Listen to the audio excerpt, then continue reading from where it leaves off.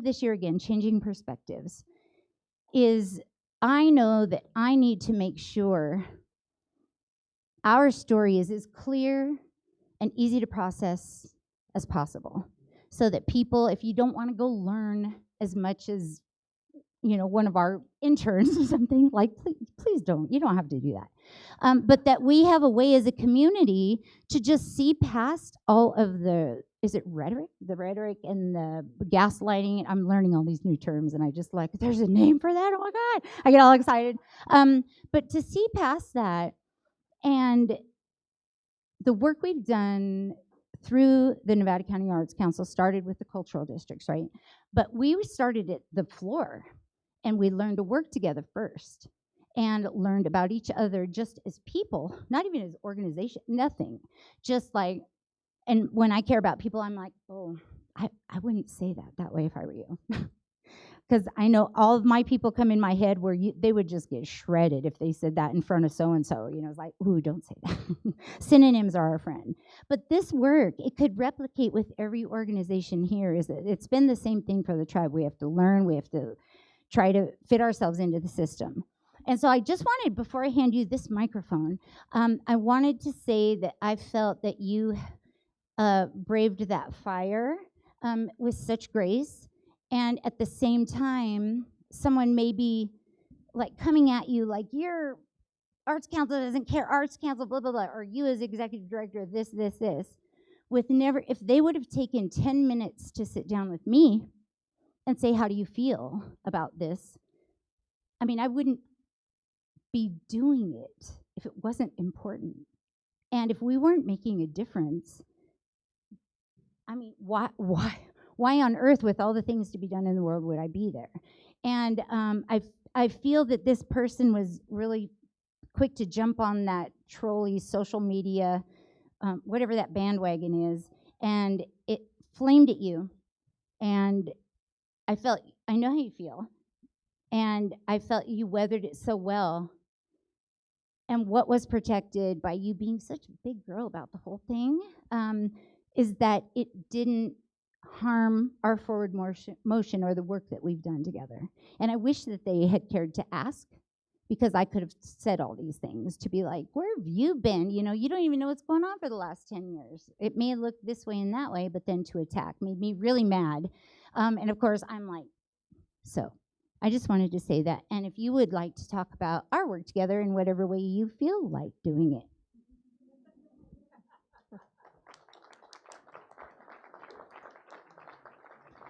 Shelly, I would have been perfectly happy, and still am, just to sit next to you as a friend and an ally. And I think all of us are here for that reason. It's all about allyship, and how do we be allies to you? And I think this is an ongoing investigation between the tribe, your family members, and the community at large, wherever we come from and wherever we were born. How can we best support you? And it's a journey, and sometimes that journey is uncomfortable. For me, it feels like a position of listening. How can I listen deeply enough and with enough presence to recognize the moments that are important to be active on the Nisenan's behalf, and when are the moments to just shut up as an ally? So, really that's all there is to say. It's an ongoing investigation and an ongoing journey. I've loved our working relationship, and I hope that we continue for many years.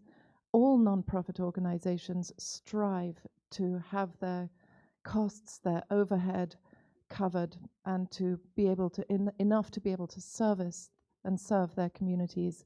And the Nisenan is no different. So I'm so glad that so many of you are here in support of the Nisenan today. And we'll just keep looking. We'll keep finding our way, and we'll keep finding ways to support you, whatever that looks like. Thank you. Thank you. That was really sweet. Is there, who else is over there? Let me see. What time is it? Okay, we're still good. Who's over there? I can't see anybody. Oh, I know somebody I could pick on. Can I pick on Mike Hubbard? Would you come talk just for a moment? So this person, if we had done this relationship building 15 years ago, It would have been like, oh, here's an organization and a board and executive director, and we would have done a strategic plan and started fund building and all this kind of stuff. That is not, I'm just learning about a lot of these things now. I'm like, oh, that's what you call that. Everything has been done out of desperation, because of the erasure of our tribe and the erasure of our history.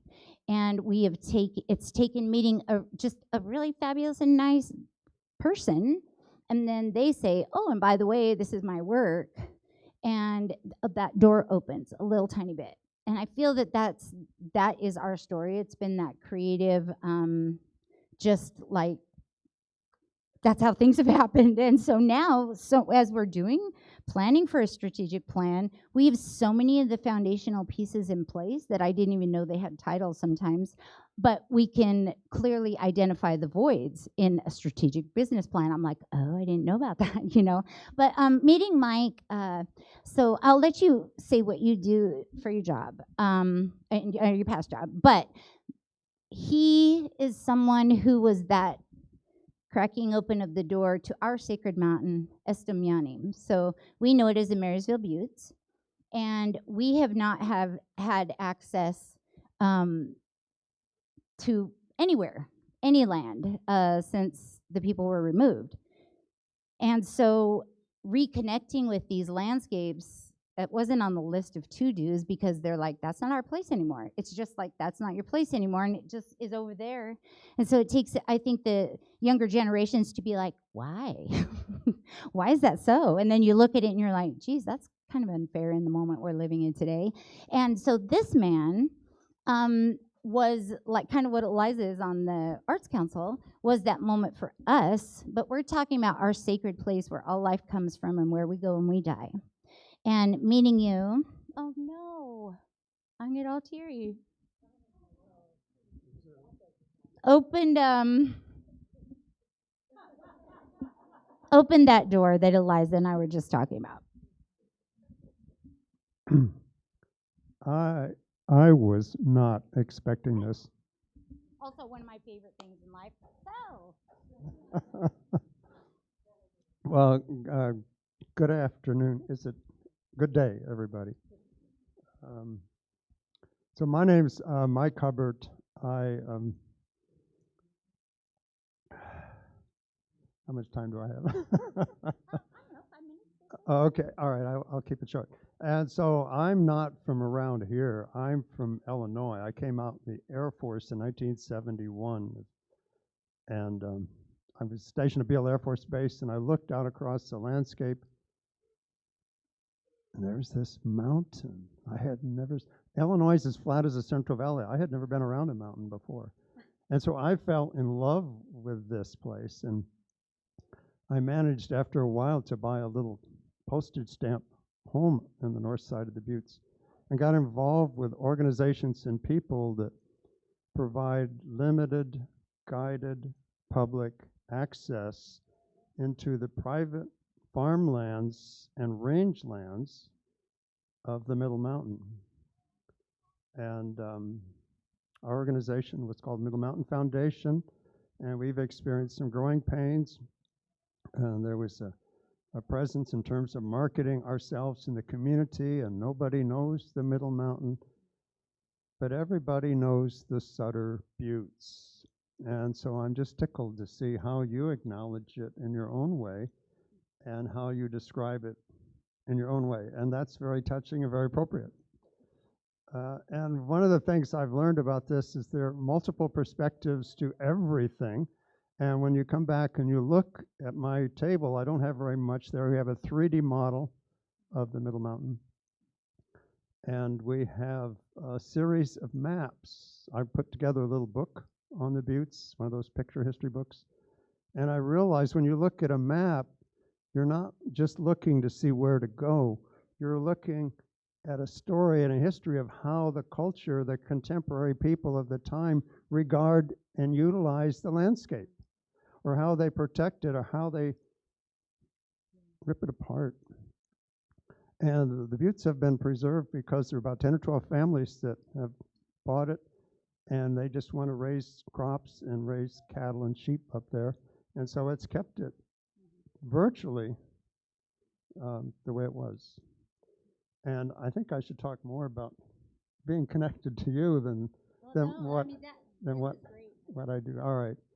And so I read, I've got, Not everybody with that story would have connected with us.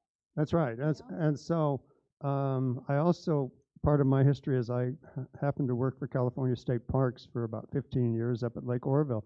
And it was my job. It was my job. I wore a uniform and the Smokey the Bear hat.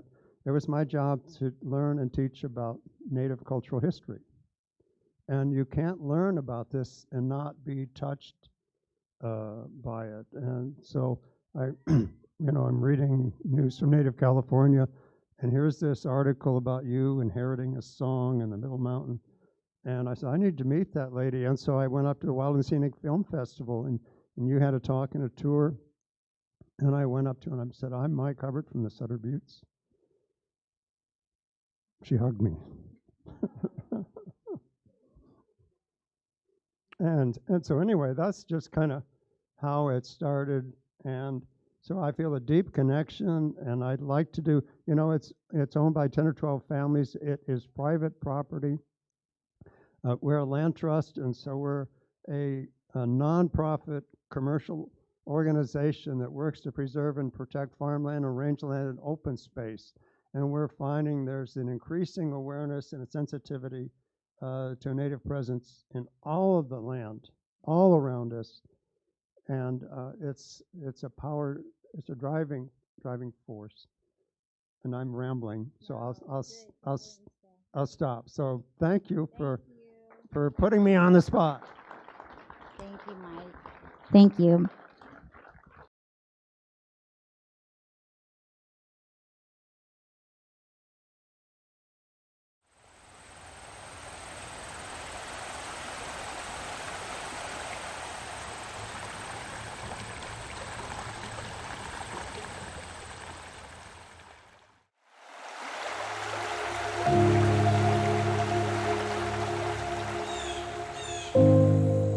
We are here at Uba Seu, which is Uba, the original name of the Yuba River. The landscape just comes alive, and it's all because of this waterway. Our tribe has the vision that we belong to this land. It does not belong to us.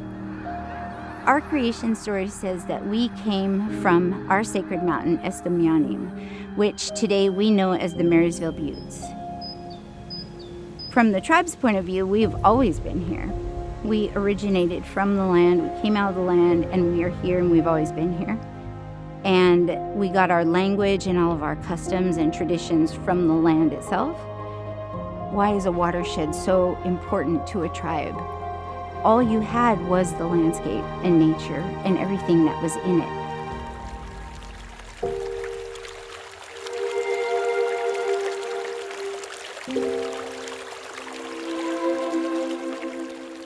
Everything that thrived off of one another was very important in the Nisenan diet. Salmon was one of the main staple food sources for our tribe. There are old stories that the salmon were so plentiful that you could walk across their backs when they were spawning. There were so many. And it's not just the food source, though. This is the part that when I was young, I was always excited because it's so different from how we live today.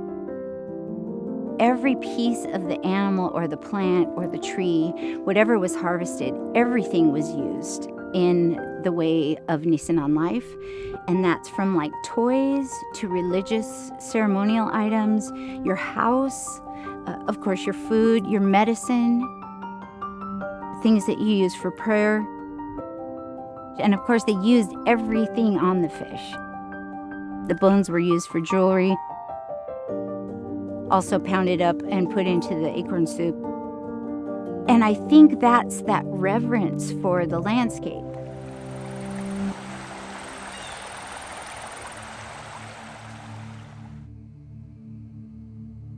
I know when I talk to my grandma and grandpa about the past, I would always ask him, tell me about the magic, Grandpa. I wanted to know about our spiritual ways and our old protocols and our old mysteries and dances and things like that. The gentle way that they lived in the watershed. We learned from the animals. We learned how to make houses and get our food, and all these things we learned from the animals and their stories. Like the great grizzly is where a lot of the women learned to mother, because if you know a mama grizzly bear, you can understand how that would come to pass. Coyote is somebody my grandpa always told me, you don't want to be like Coyote, because he's greedy, he's lazy, he's always trying to trick people to do his work for him, all these different things. There's so much knowledge and wisdom there of how to be a human on this planet and how to be human with each other and to walk gently in this place in balance. My grandma would always laugh, and she would say, oh, you girls couldn't last a day back then without your running water and your car and your electricity and your washing machine. Your roads, your house. She'd go on and on. There was none of that. Grandma said the old ladies, their whole thing was the town site had to be near water, and we have so many springs here. The way that people moved about the landscape didn't destroy anything. You didn't overpick the plants. You always took what you needed. There are so many lessons of how to live on the land.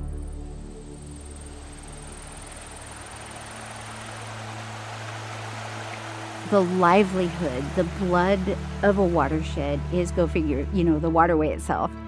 And what the Yuba used to be, it was untamable. Of course, we have reservoirs and dams and things to control the water now for our farming and our industry downstream, which is incredibly important. But even in its contained state, this place has a spirit. I asked my grandpa one time, because he was telling me, about how our modern water systems are based on the old mining flumes, which no probably water person would ever engineer it to look this way today. If you had an empty landscape, you can imagine the old floodplain, what that was and what resources it brought, the different waterfowl, the different birds and animals and everybody that came. And of course, it's what made our California farming industry what it is today. That floodplain of all of our rivers that were so huge and mighty and uncontrollable back in the day. The biodiversity here where we live is very rich. There were all kinds of animals and waterfowl and plants and minerals. We had so many things we could trade. We've changed things so drastically, either on purpose or accidentally. And a lot of what we have today is from the gold rush, of course.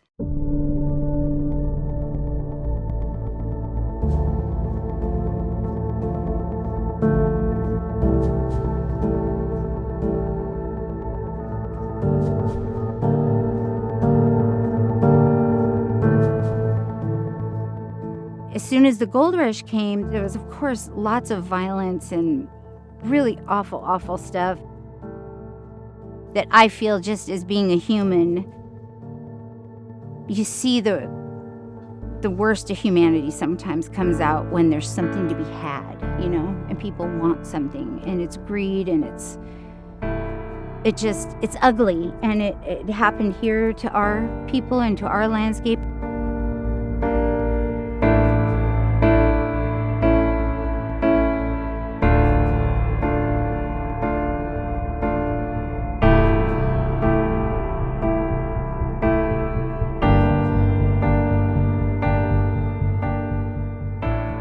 You can literally see from space, like Google Earth, you can see the scars from the hydraulic mining on land. The destruction, the loss of life, the changing of entire rivers moved out of their beds.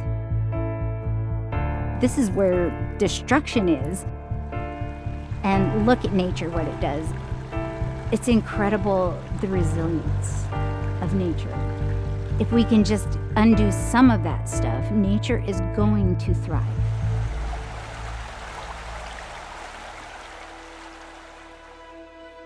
My grandpa used to tell me stories. It was the spirits of the water and the land that he remembered, that he told me about, that I think really is why people want to live where we live today. We have this deep connection, and I think in that connection is where our environmental stewardship comes from in each of us. But I think that's where kids really come in. Kids get it. If I could impart some of that feeling, though, to other folks who come here, there's just this deep-seated care for this place and knowing that we belong here. People come, and they come to this place, and I really feel that they are in some way tapping into those spirits that my grandpa was talking about, the spirits of the water, the spirits of the trees. This place has its own identity. What gives me hope is that people are of good heart and mind right now. People are listening to one another. If everybody could just pick up a piece of the responsibility of taking care of this place, and if we could infuse enough people with that idea and the value of land, and I see it happening. It's slow, but it really is starting to happen where people are listening, and that gives me hope.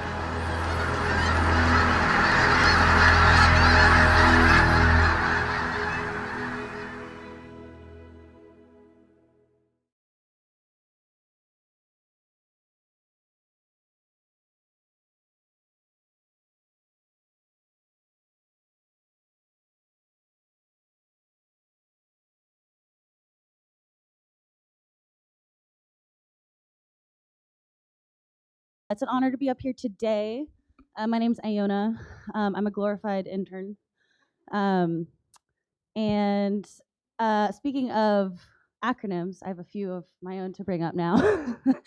It is my great honor to introduce this amazing individual. This is Megan Renoir.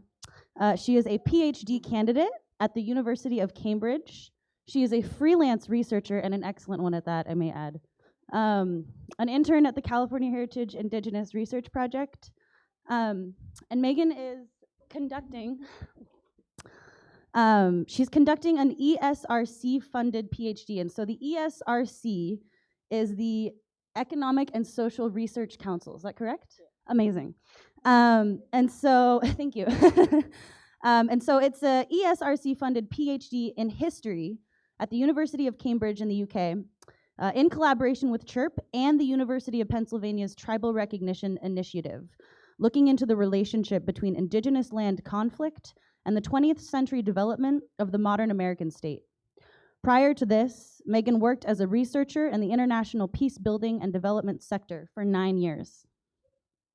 Megan holds a master's in research in international development, 2020, and a master's in science. Is that correct? Oh my God.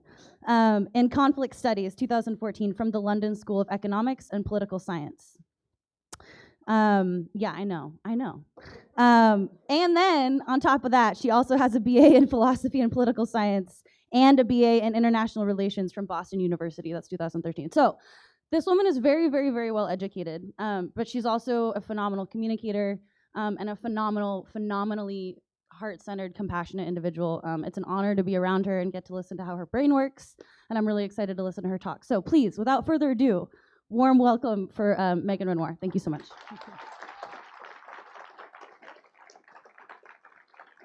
Asa. Okay. Thanks, Iona. Hi, everyone. I'm just going to jump in because otherwise my nerves will get the best of me. The word itself, research, is probably one of the dirtiest words in the Indigenous world's vocabulary. Can you hear me? I can yell. When mentioned in many Indigenous contexts, it stirs up silence, it conjures up bad memories, it raises a smile that is knowing and distrustful. It is so powerful that Indigenous people even write poetry about research. The ways in which scientific research is implicated in the worst excesses of colonialism remains a powerful, remembered history for many of the world's colonized peoples. It is a history that still offends the deepest sense of our humanity. This is a quote by Maori scholar Linda Tuhoai Smith from her well-known book, Decolonizing Methodologies. When Smith's book was first released in 1999, the concept of research ethics, especially with regards to Indigenous communities, was still in its relative infancy. And yet, 24 years later, research remains a dirty word today. Despite growing awareness of research ethics and Indigenous epistemologies, Western researchers continue to neglect the ways in which our research extracts from Indigenous communities, benefits us alone, often at the expense of the very communities we claim to support. However, things are starting to change.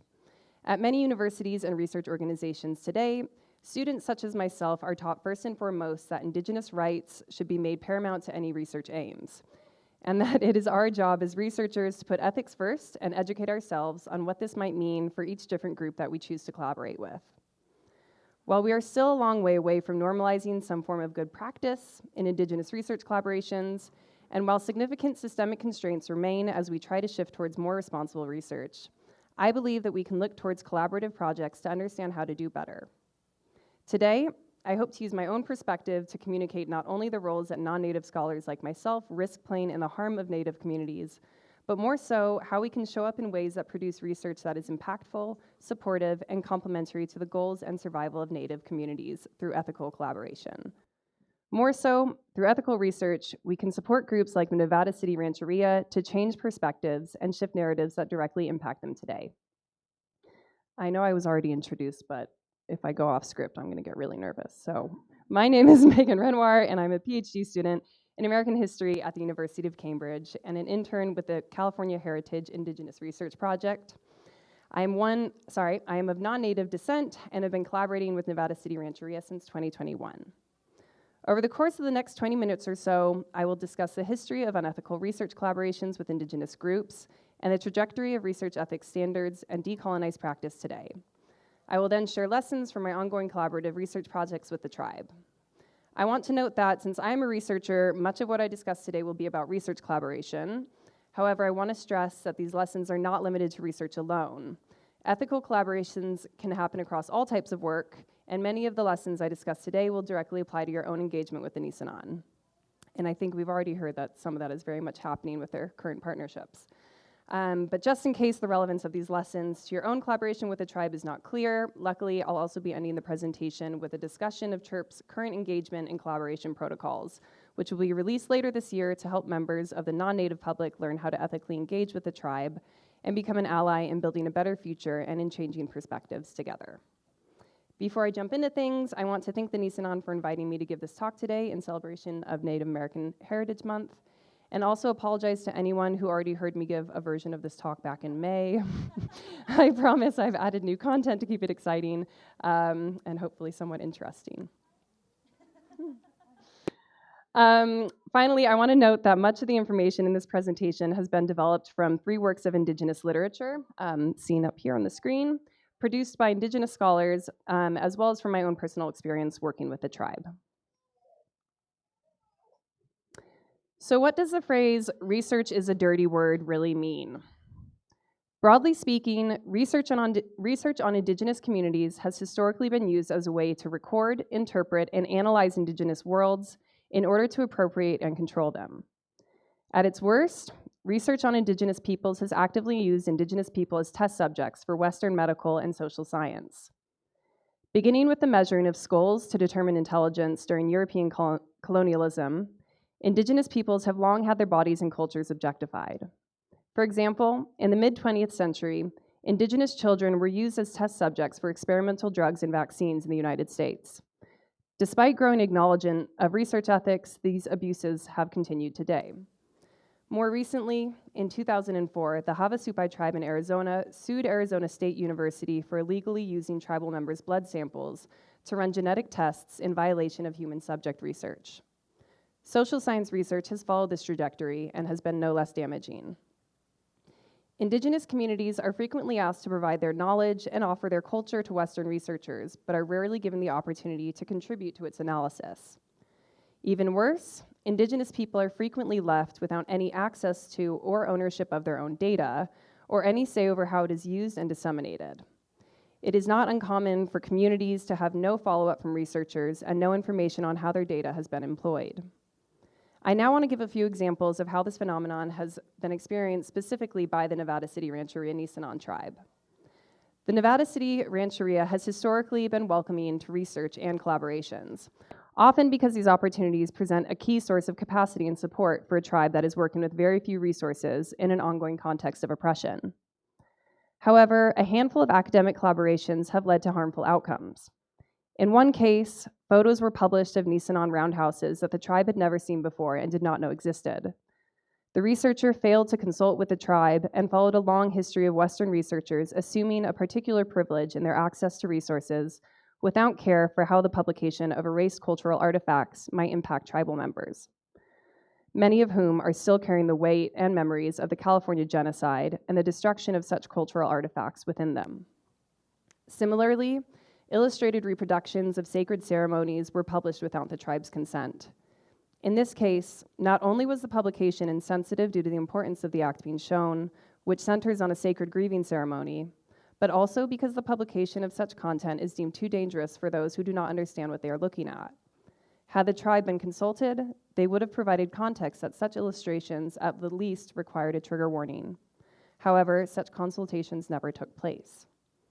And there were material consequences to these kinds of actions too.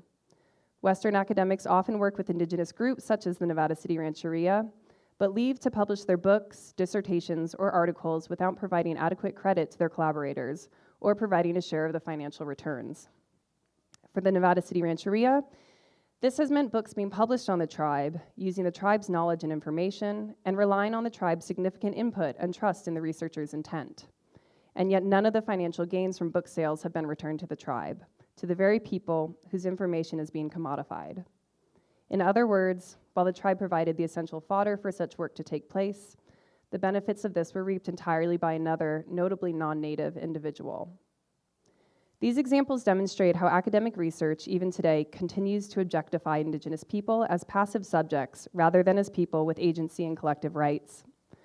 While awareness of Indigenous research methods and awareness of research ethics more broadly has grown within academia and practice, it is still the norm for Western researchers to conduct research on Indigenous people rather than with them. So now that we've discussed some of the more depressing content, where do we go from here? While still more rare than not, ethical research collaborations between Western academics and Indigenous people are growing and are indeed possible. There are basic frameworks that can help Western researchers like myself understand how to approach such collaborations in ways that are open and flexible to the needs and interests of Indigenous communities first, which center the importance of outcomes for the Indigenous groups above the outcomes of the research itself. In the best collaborations, all parties to the research are able to collaborate in a way that addresses their mutual research interests, while also building a bridge between these two to create shared frameworks for truth. Today, frameworks for ethical academic research involving Indigenous communities are highly visible and accessible to those who wish to conduct their work responsibly. These frameworks have been led and produced by Indigenous people themselves, and they highlight the vital importance of Indigenous leadership in any aspect of research that concerns them. These frameworks aim to establish meaningful and mutually beneficial relationships to guide reciprocal research that is community-driven, action-oriented, culturally responsive, and rooted in Indigenous self-determination. But what is actually meant by Indigenous self-determination in research?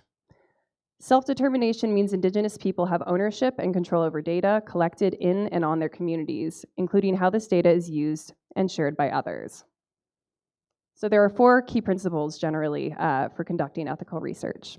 The first one is ownership, whereby the tribe retains the collective right to their cultural expertise, data, and information.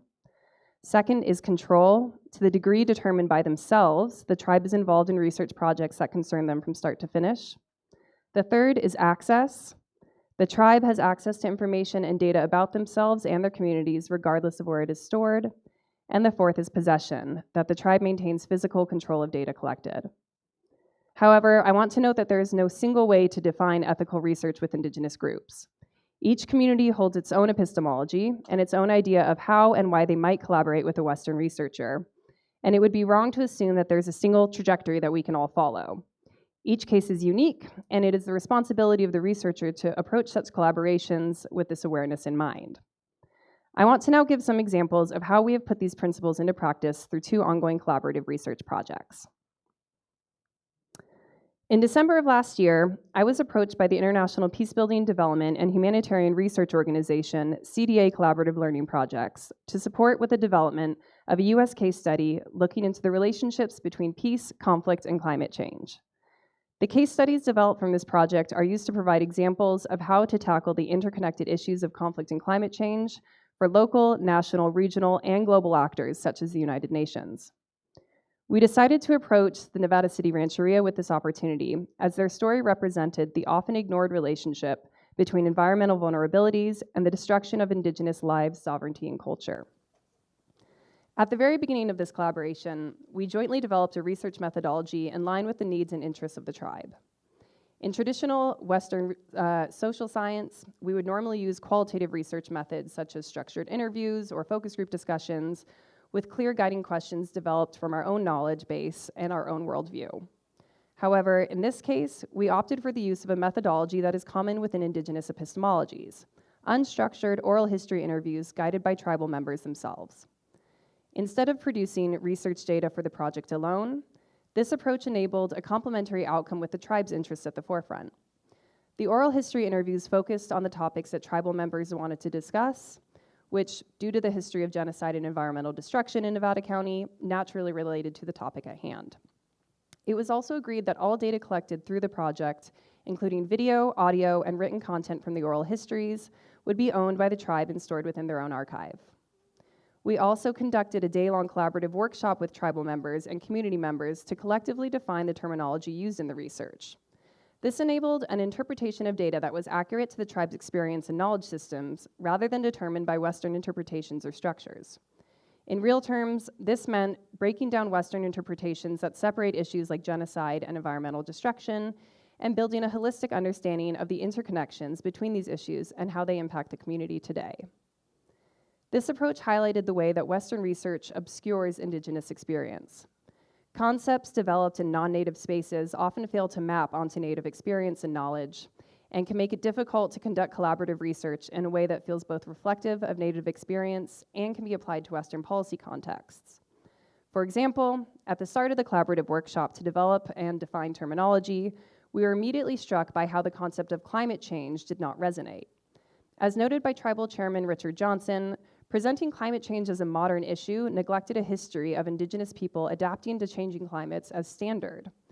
The Nisenan have always practiced climate change resilient strategies, ranging from traditional burn practices to prevent destructive wildfires, to moving across different regions of the Sierras throughout the year to enable restoration of local ecosystems and avoid inclement weather.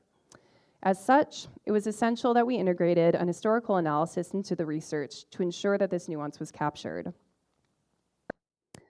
The report for this collaboration was published this last July and is now part of 9 global case studies that have come out of the project to date. By engaging collaboratively with the tribe in these ways from start to finish, we're able to develop an analysis of climate change and conflict issues that are reflective of non-Western perspectives, and therefore enable a more cohesive and holistic understanding of such challenges. Ultimately, this means that actors who aim to address these issues and who read the now published report are better informed and prepared for doing so, and that Indigenous perspectives and knowledge are raised to the fore of such action. The second and final example that I want to share is that of my own PhD research collaboration with the tribe. I'm happy to. In 2021, I decided to conduct PhD research on the relationship between Western property rights, such as the concept of private property, and long-standing conflicts over land. In other words, I wanted to understand why globally land conflicts are so prevalent in places where private property rights are implemented. It felt fairly obvious that this question should be answered by looking at the first example we have of this phenomenon as Americans: the founding of the United States and its reliance on the dispossession and commodification of Indigenous land and life. It has now been 2.5 years since I first reached out to the Nevada City Rancheria to collaborate on this project, and I feel we have moved from success to success, largely because of the ways in which we shaped our research collaboration. As a non-native researcher who has been lucky enough to be exposed to literature and training on decolonizing methodologies and Indigenous research ethics, I knew that the integrity and strength of my project rested on its ability to be complementary and supportive of the tribe's ongoing work. When I first reached out to the tribe via CHIRP, I gave myself a period of 3 months to enable their follow-up.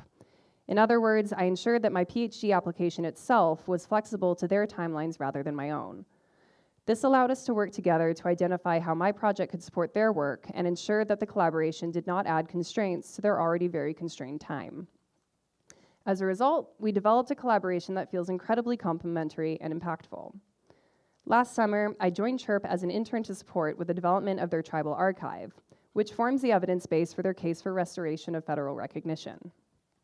In this role, I have been collecting archival materials for the tribe at the National Archives in Washington, D.C.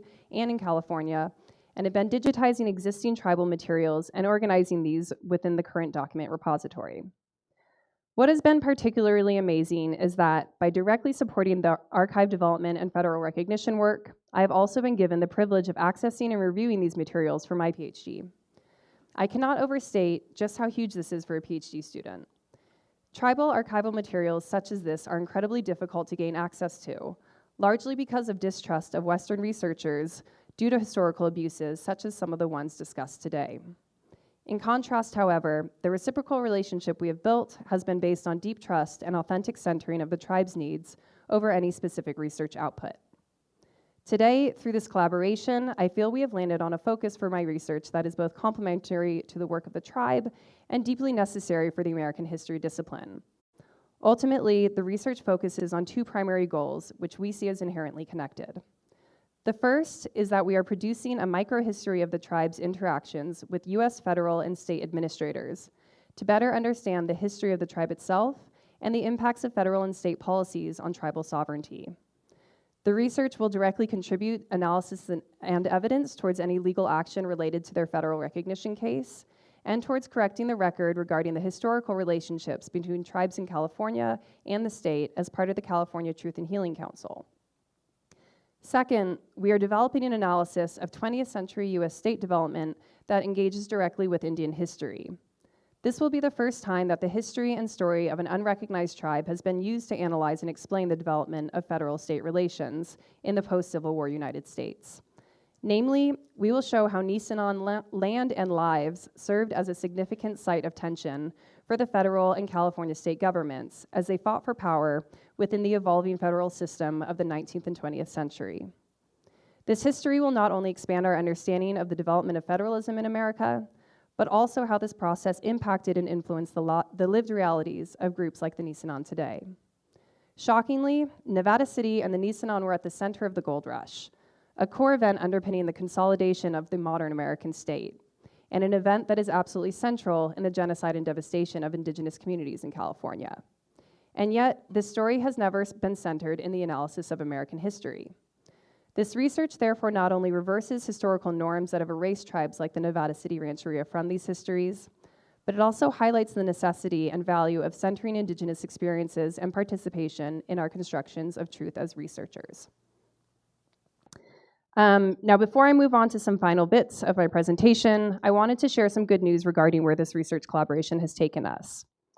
A core part of my collaboration with the tribe has centered on shared ownership and knowledge production together.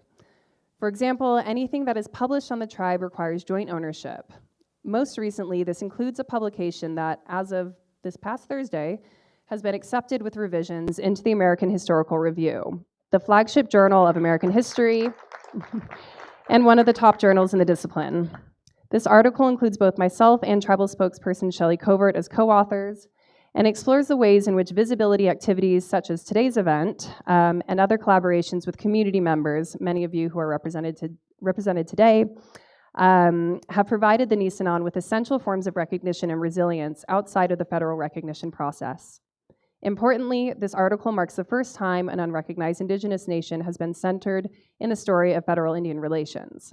As noted by one reviewer, This manuscript has a lot of potential, especially since this is an unusual topic, and the fact that federally unrecognized tribes are treated as if they do not exist. This manuscript is the first of its kind that this reviewer has ever seen as a historian since 1980, and the reviewer has been studying federal Indian relations for over 40 years. And if any of you have done publications, you normally don't get nice feedback, so it's really encouraging. Through this research, the Nevada City Rancheria Nisenan tribe are not only making visible the importance of their own history in the study of United States history, but also the value and significance of engaging with unrecognized nations as a central part of understanding and engaging with the reality of America today. So, how can you help change perspectives? The good news is that you don't have to be a research nerd to do this. In fact, there are multiple ways of engaging and collaborating with the tribe that can directly support their work and contribute towards perspective change within the community. I want to first share some broad lessons to take away from this presentation. One, as allies to the Nevada City Rancheria or any other indigenous group, you play the primary role in ensuring that your engagement with the tribe is approached in a manner that prioritizes tribal ownership, respect, and support. Second, one of the most simple and effective ways you can support awareness raising in the community is by sharing resources and information about the tribe, and by ensuring anyone you know that might seek collaboration with them understands first and foremost how to approach such work in an ethical manner. However, there are a number of ways of directly engaging with CHIRP and the tribe that we want to share with you today. For those of you who are interested in learning more about the Nevada City Rancheria, the best way to do this is to visit and engage with the resources on CHIRP's website or to visit their free gallery in Nevada City, Ubaseu. As the Nevada City Rancheria continues their efforts to raise tribal visibility, it is becoming ever more difficult to respond to the increase in public and personal inquiries. As such, interacting with the existing web resources or the gallery is often the quickest and most direct way to gain information. And the website includes various resources and ways to engage as seen in this list here, which I will not read for your own sanity. As a federally terminated tribe, financial resources are extremely scarce for the Nevada City Rancheria. And as such, donations of all sorts go a very long way in directly supporting tribal members, the work of CHIRP, and efforts towards federal recognition. The primary forms of financial support that the tribe welcomes and celebrates are scholarships or internships for tribal members or youth, funding for the Nisenan Language Revitalization Project, funding for Nisenan Heritage Day, like today, the Ancestral Homelands Reciprocity Program, which I believe there is a table for here, right there. So go talk to them. And the website. Donations of land, automobiles, etc., and then also non-financial support. So if you have any grant writing skills or things like that, those kinds of skills always go a very long way. Collaboration requests should first and foremost consider how a shared project might impact the tribe and CHIRP, both positively and negatively. For this reason, some of the most successful collaborations have been open-ended ones, whereby collaborators commit to long-term reflexivity and work with the tribe to identify areas of mutual benefit and support in an ongoing manner. Some examples of this you've already heard today, but there's also policy and advocacy spaces such as joint awareness initiatives or collaborations with local government, inclusion in ongoing activities and initiatives that impact the tribe, and then joint learning opportunities and skills and resource sharing. And finally, for those like myself, research partnerships can be a wonderful way to collaborate with the Nevada City Rancheria in a manner that directly contributes to their ongoing work. However, as researchers, this is of course dependent on ensuring projects are conducted ethically, with the full consent and support of the tribe. As such, the Nevada City Rancheria welcomes research collaborations that align with their values and goals, that are mutually beneficial and collaboratively designed, that do not extract knowledge or resources from the tribal members, that are supportive of tribal visibility and contribute to the restoration of federal recognition. And this includes collaborations with university and students, nonprofit research projects, and also individual research projects. So as a final reminder regarding all collaborations, the Nevada City Rancheria asks that non-Native community members remain patient with them as they try to respond to and participate in all that is asked of them.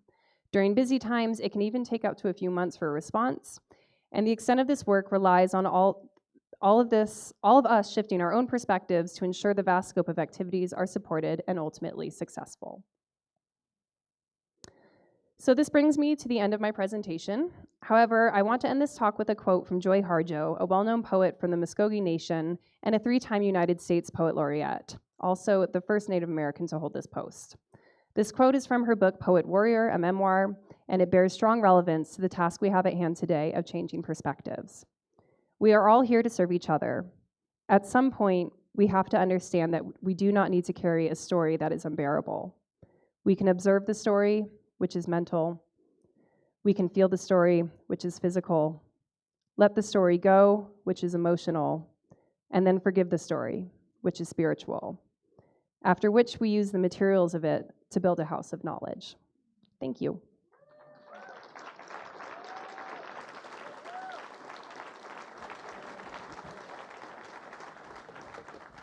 Come sit. Dear Megan. Isn't she great?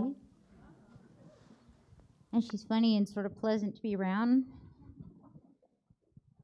I just keep thinking of in the first part where you said, oh, after our research, blah, blah, blah, it's going to be part of the tribal archive.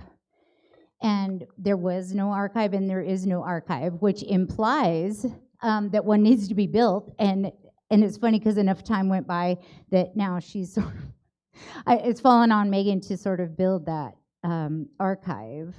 And I didn't see that coming. I wasn't trying to use that or anything at all. This is, it's so interesting hearing all this out loud. And I think of the people in the room and our partners with different organizations. And we've learned so much, I think, over the last 15 years about the system itself. And 15 years ago, we knew, barely know anything now, but we knew so much less. And we had no connection with people inside that I feel we have now, whether it ever changes anything or not. But there's a small handful and a growing handful of people who, when something is extremely uncomfortable, I can at least call and have a talk with somebody. Be like, this is happening. What does that mean in the scope of, can you give me some context or relevance? Happens with, it happens all the time. It's just crazy. And all we had were the bad feelings on our side of things when things feel bad, and you can see it in your elder's face that they've been used. Or it's like, they'll tell a small story of like, oh, well, so-and-so is on that record, and they didn't even know they were being recorded. And there's a bitterness there, which makes you pull away from academia and not jump in and be like, yay, you know? It makes it a dirty thing. Sometimes even working within different groups, I would say, like we've already given the example, state parks, South National Forest, academia. I can be seen, I feel, within the tribal family like a traitor almost. Not almost, like a traitor.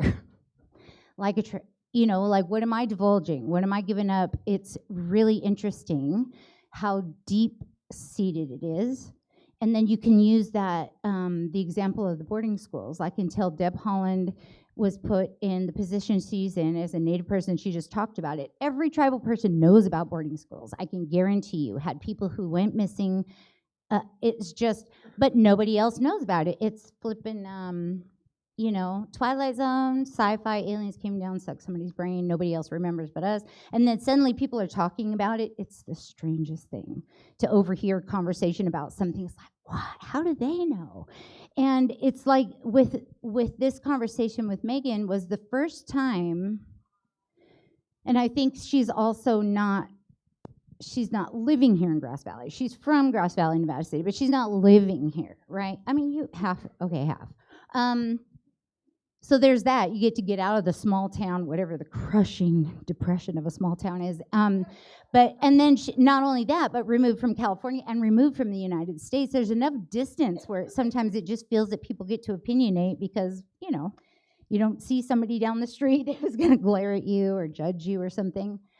So I feel that there's that privilege of being removed enough to get an actual zoomed out view of topics that we just don't talk about here in town. To know that when I said, oh, God, that makes me feel bad that that researcher would do that.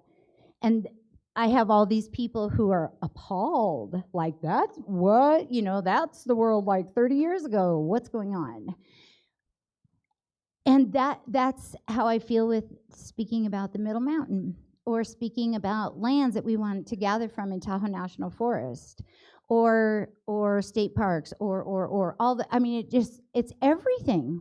I guess it's every topic, no matter where I look. It's like, ugh, there hasn't been sussed out yet, and then you got to jump in and sort of start the conversations, which are good. And luckily, that's what I like the best. I love, as you guys can see, putting people on the spot, getting a bunch of people who don't know each other and are very opposed opinions to be like, what do you guys want to talk about? I get all waggy about that.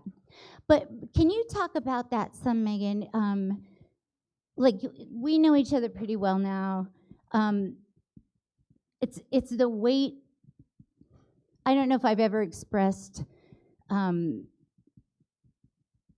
there's such a weight taken off me where I didn't have to get all feelings hurt. And like, usually the answer is, well, yeah, what are you going to do about it? What are you going to go cry about it? So you don't like the publication, they took your stuff. That's it, period. There are no options. There have never been in the past. Oh, well, somebody's talking bad about you and it's not true. Yeah, okay, good. So I suck it up or whatever.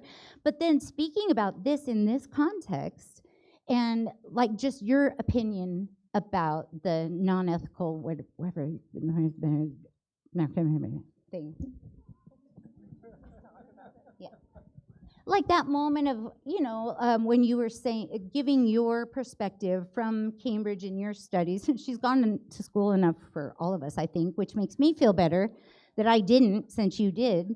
But like that moment when we were talking about that and you were saying, that's just not how things are done anymore. And I was like, what? And then the shared research acknowledgement as authorship and that kind of stuff. I just feel like sometimes the conversation we're in here today, we haven't gotten that memo yet. And so maybe there's a memo to bring. I feel like there are so many things to say about this, I don't know why it feels like it makes sense for me to say my age. I'm 32, and that's kind of like, 10 years of further education under my belt at this point.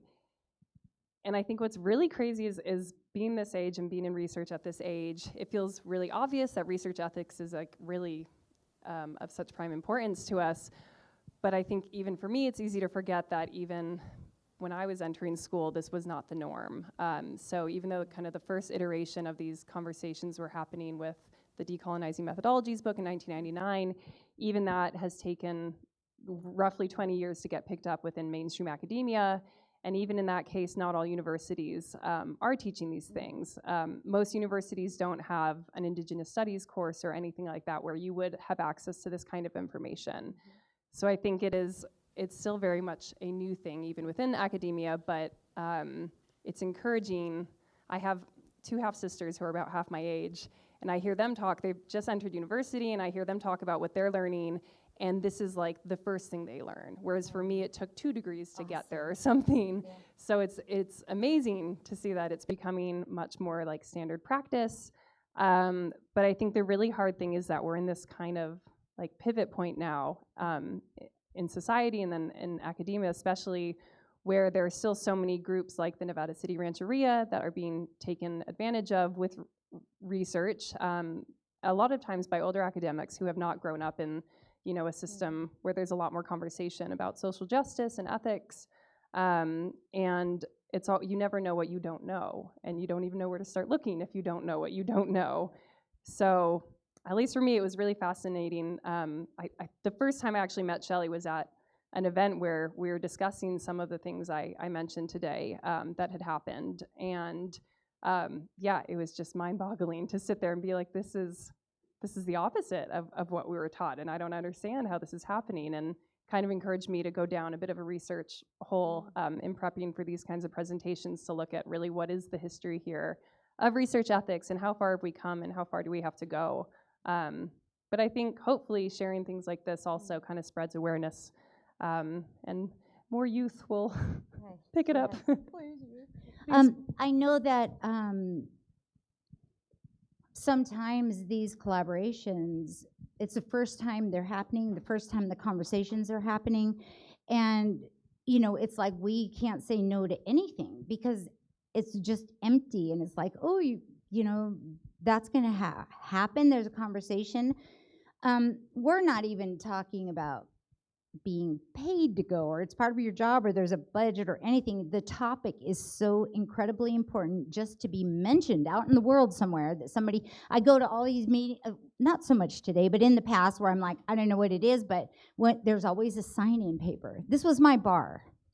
There's always a sign-in paper. I'll put my name, Tribal Council, Nevada City Rancheria, Nisenan Tribe, and someday, maybe, I don't know why now, thinking in retrospect, somebody will see that sign-in paper and our name will be on it.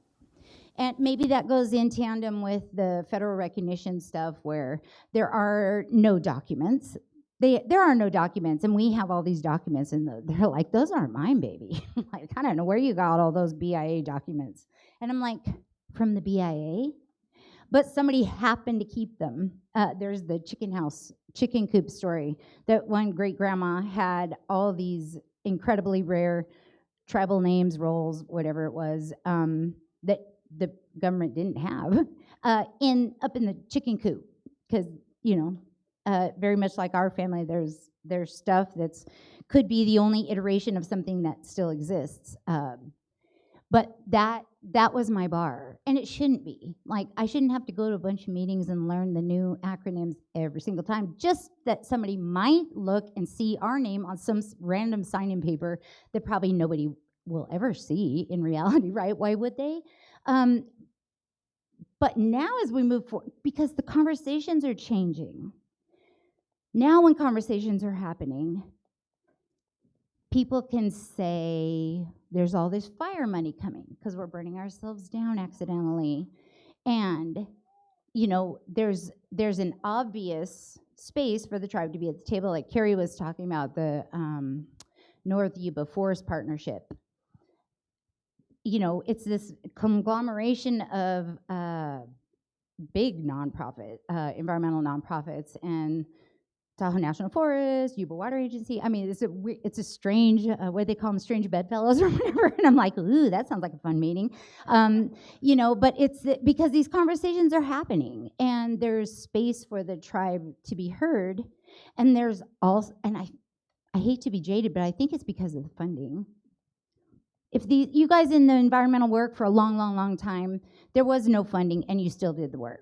Now the funding's coming, and like Chevron's going, how can we be green? And I'm like, what? Wait. Hey, where's the that's not fair guy? I don't. So I do see, both sides, but I guess this is the way it has to roll for it to happen. And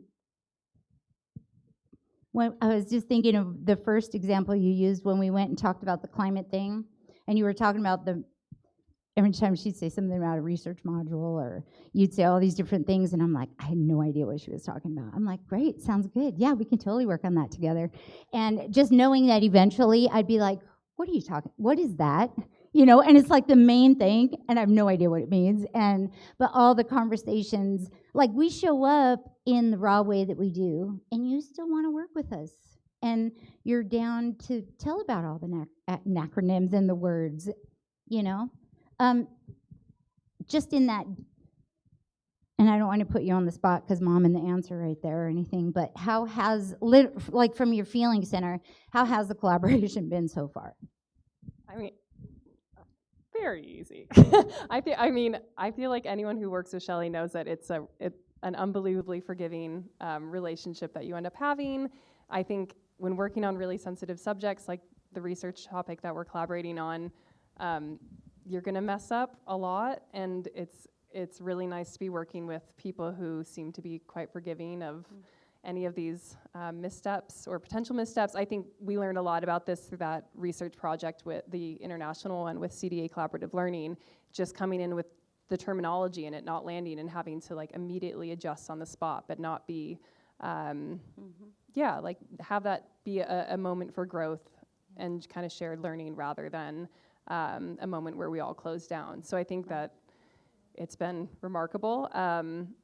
It's very, very exciting being able to like talk about this history back in the UK to American History Department and have people just, be fascinated by this little place of Nevada City in California and by, really outside of the US, people know that what's called the 5 civilized tribes. They don't know oftentimes that there are any other tribes in the United States and particularly in California. So it's kind of amazing, at least for me, to be able to have those conversations and share that and see how much it just, helps people grow in their own understanding and stretch their own kind of thinking within their work.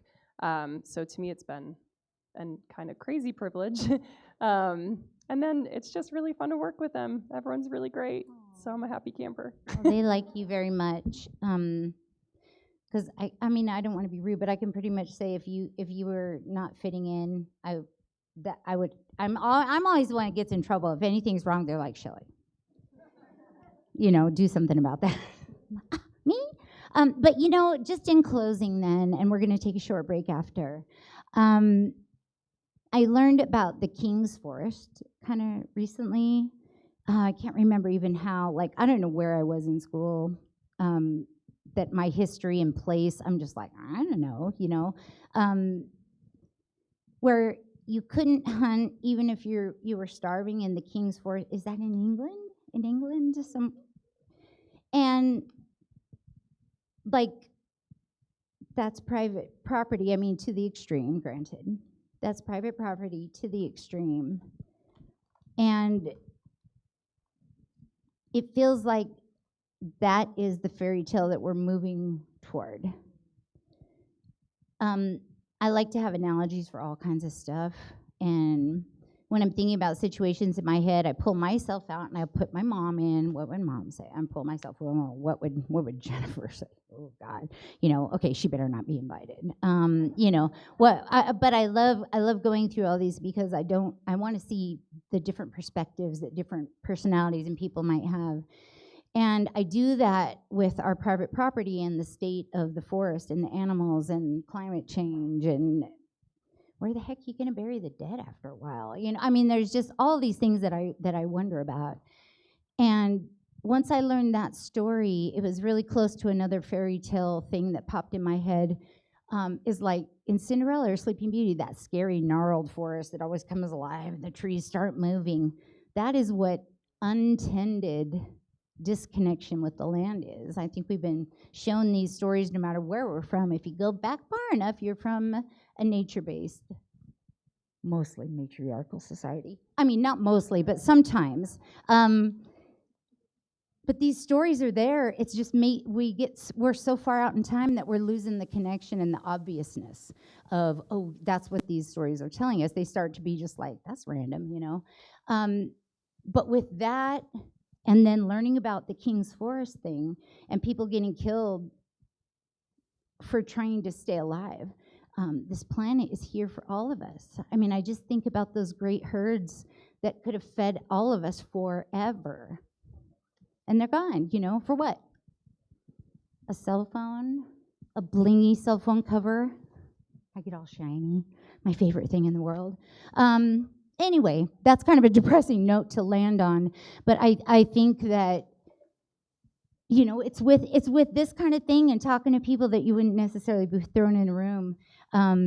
We need these think tanks with random subjects going to brilliant, amazing, charismatic people and be like, let those people figure out the pains and sufferings of the world. What do you think? Yes. Thank you. Thank you. I All agree. right. Thank you so much, Megan.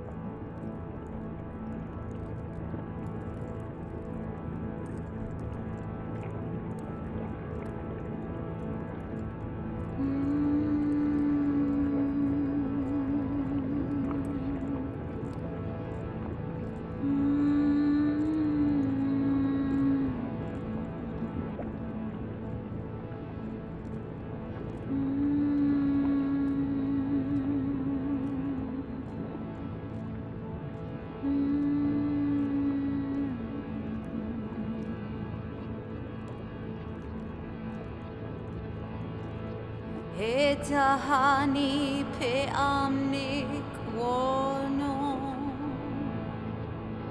pe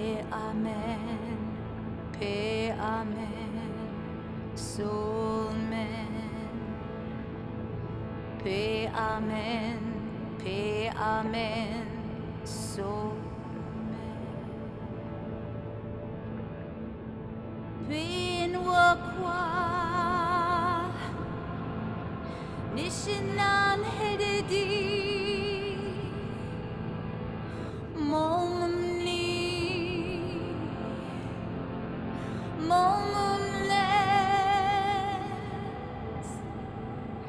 binwa kwa Nisenan hededi momumni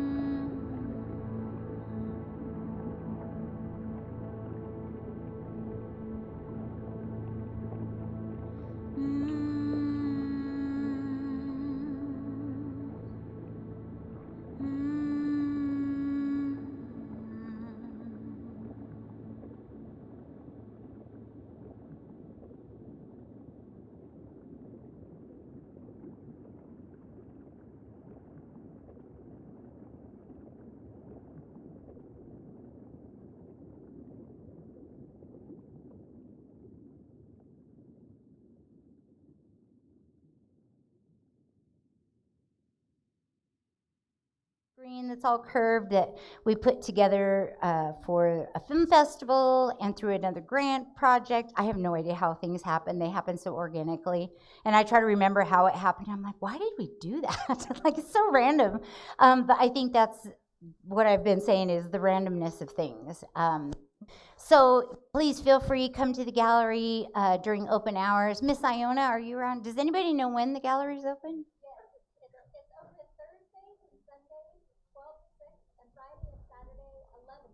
Thursday, Sunday, 12 to 6. Friday, Saturday, 11 to 6. Short-term memory that was right there.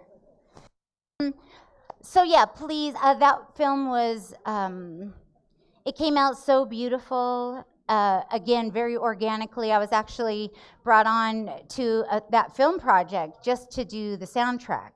And it evolved as the girl who was doing the film learned about our story here. The whole focus of it just started turning toward the tribe. And because it happened that way, it was really uncomfortable. And she's like, would you mind getting in the water and like putting your arm in? I'm like, why? Like, this is really strange. But it was really beautiful the way it was done. So I'm going to have call up another person who's just come into our lives. This is Geoff. He's from I don't know if any podcast fans out there from Lunacy podcast. I don't know if you guys are familiar with him. So my next new guest, of course, I've had a podcast that I've been wanting to take out of my back pocket for a long time. And then I was invited to join Geoff on his podcast. And so when I was thinking about today and the things that I would like to do, I was like, maybe he'll come on. We could podcast together. He can be an invite on my show this time. And then we can invite him. He can invite us. And it keeps going along in that little chasity chase. And then I was just talking to one of the other tribal members saying, wouldn't it be great once we get the podcast up and going that we sort of just throw it off, kind of like I was doing today, throw it off to a random person. Throw it off to one of the random tribal members and be like, you're in charge of the podcast this week. And getting their true, uncontrolled artisticness. They might freak out and have a heart attack, but on the good side of those things, it could be really, really, I think that's, are my mics gonna? Yeah, okay, no, we're good. Anyway, that being said, that is why we're doing this today. Thank you so much for doing this for me. Yeah, are you kidding? Thank you for having me. I'm so excited. It's so great. We met the first time on his podcast down in Rough and Ready. Mm-hmm. And it was one of those instant things when he started his podcast. He's like, I usually woo, and he howls. And I was all in. Yeah. You ready? Yeah. So Are we ready? That. Yeah, all right, let's do we're it. going to do it. All right. Okay. I'm Geoff Ado. This is Lunacy, where we discern the sacred from the insane and admit that whether we like it or not, we are all profoundly affected by the cycles of the moon. How?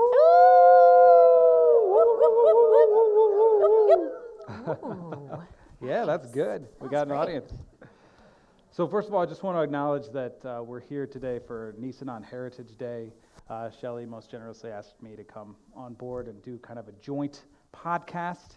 So this is both a Lunacy podcast and it's also the premiere episode of the Nisem podcast. Did I get that right? Yes. Did I nail it? Nisem Kawak, yeah. All right, good job.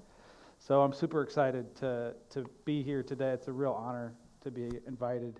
And, I initially had Shelly on the program because I really wanted to honor your people and also the land on which I live. We live in a really beautiful part of Rough and Ruddy. There's no doubt that it was also well taken care of by the people who were there before. And so it's really important to me to get intimately involved with you and know how it is that I might serve and be helpful to you. And so I want to definitely talk about that. I kind of wanted, so first of all, there's just an acknowledgement to anybody who's listening. We might get into, we're not going to pretend like genocide didn't happen. So if that's something you don't want to hear, maybe skip this one, or you have small children or whatever. Mm-hmm. This could be, some of the content could be triggering, probably will be. But anyway, I wanted to start on a positive note. Mm-hmm. So let's start there. Right. What are some of the victories that you've had recently? That's a good question.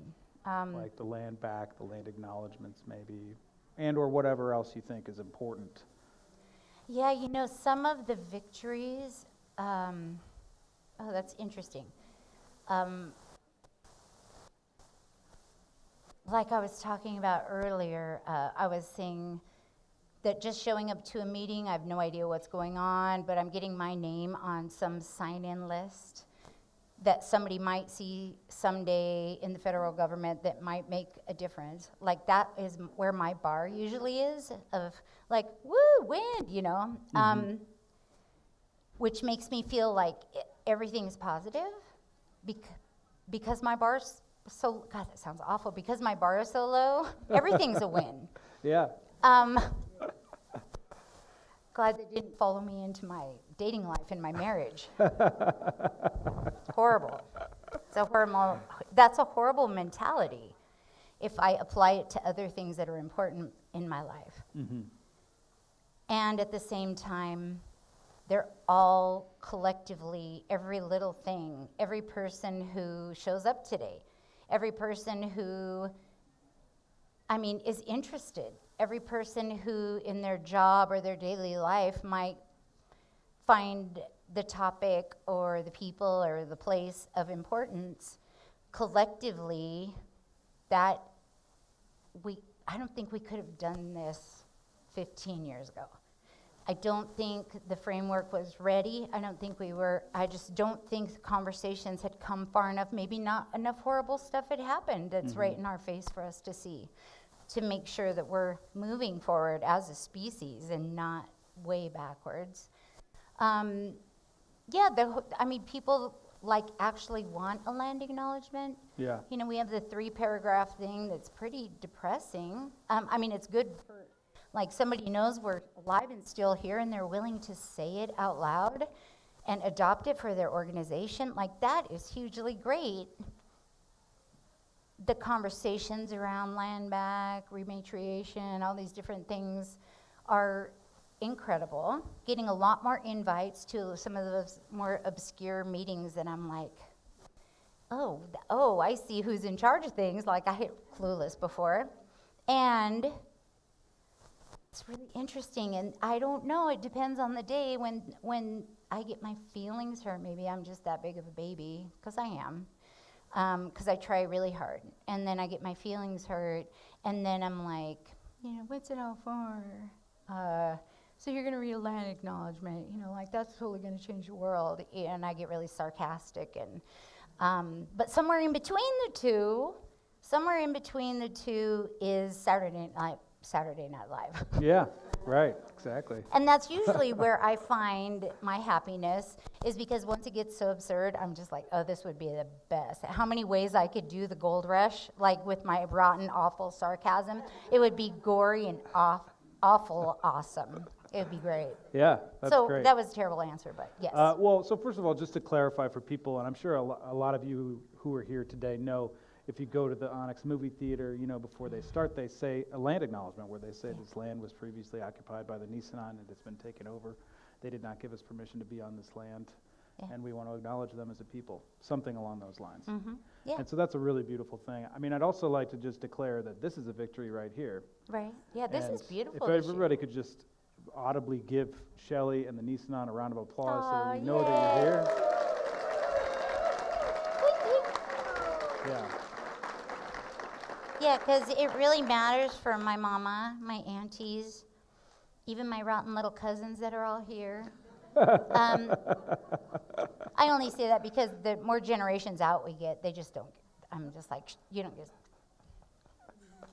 No, but really, it's it's for mom, their generation. Oh no, dang it! It's for the generations that died, never getting this glory of being seen. Yeah. Or somebody saying, oh yeah, your people were all wiped out, and not. Devastated by that. Yeah, that we can actually talk about this is incredible. Yeah. Why did it take so long? Whatever, but it's incredible. But so many people left the planet with never having any of this recognition, and just the acknowledgement of truth in history Yeah. As American people, you know, I want to be that proud flag waving American so bad in my heart, but when I see that justice is broken somewhere, I just can't. I want to, you know, it's got to be fair. Put me in charge for about 7 years. Give me a big stick or a wand. Wand would be fine. I could clean it up real quick and then just hand it back over to a responsible group of folks and go about whatever was going on before all this happened. Yeah. Well, so on that note, I mean, one of the things that I certainly notice for myself, and I think is obviously super evident in the community that's here and everybody who's listening and watching, is, you know, that there really has been a flip that's gotten switched, I think, in human consciousness. You know, there's so many, You know, you so much said more a flip interest. a flip that's gotten switched. Oh, no, It did I say wasn't that? Freudian at A all. switch that got flipped. Thank you. Or a flip that got switched, whatever that means. Yeah, thanks. But I do feel like that there's, you know, there's definitely so many more, you know, people are doing more plant medicine and ceremonies and cacao ceremonies and sweat lodge ceremonies and water ceremonies. People are much more interested in that history and the history of indigenous people and how you saw things back in the day before, you know, all the terrible things happened, which we'll get into for sure. But before we go there, you know, I think on that note, because I'm not an apologist, I don't think that makes any difference, apologizing. I mean, although I am terribly sorry for what happened. Yeah, me too.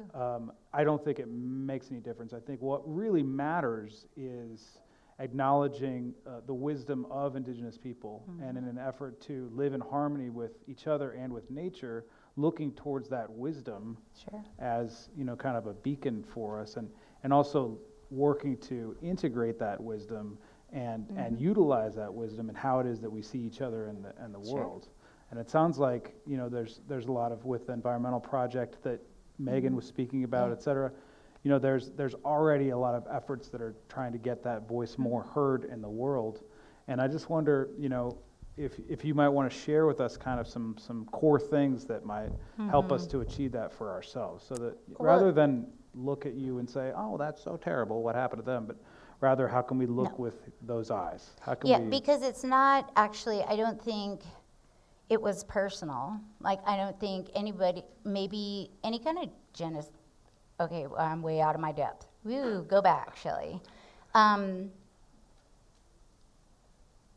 This isn't about, what happened here wasn't about the Nisenan. Like, people just showed up very freshly and were like, you're in the way, blah, blah, blah, whatever. The depravity and the grossness of how killings happened is the thing that I hold here all the time. There's no apology. I like that too. What matters is if we want to show up as authentic humans in the future and have something that's not that the King's Forest scenario, then the only way to do that is to recognize how twisted stuff is. Wow, it's really hard for me not to drop cuss words. I didn't know it was going to be this hard. No, my mom's right there. Okay. You can, how about you do it? Is it okay, Mom? Can she cuss? Oh, she can't hear. This is great. She won't hear anyway. Oh, no cussing. Okay, no cussing. Good. I forgot All she right. couldn't Well, hear. anyway, I we wouldn't could have called imagine some myself out, expletives. right? Yeah, please fill in for yourself. Fill Do in me a the favor. expletive blank. But- So number one, acknowledging the genocide that happened and really And like looking at it. happens ing.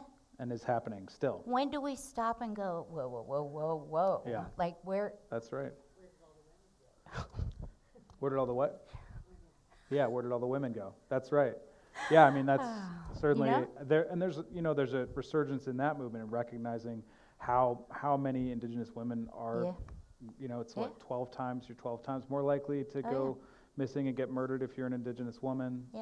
I recently listened to, there's the Pocahontas myth. There's a lady in Canada that redid that whole movie. It's called Makoa, Oh, wow. which was her original name, and they redid. You can watch the movie and listen to the soundtrack, which I highly recommend.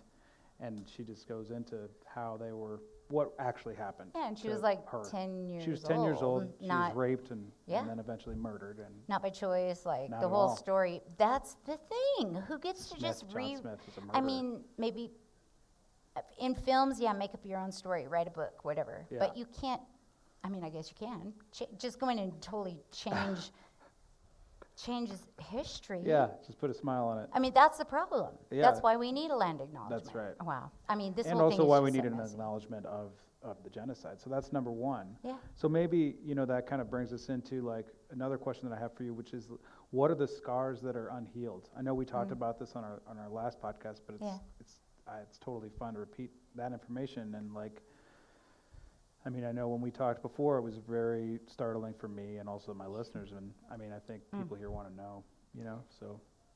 Yeah, again, it's so strange to grow up with no expectations that anyone's ever going to know who we were. We're pretty completely erased. Like, that was done. I think there was someone told me one day that, having like no expectations and such a low bar is a trauma response.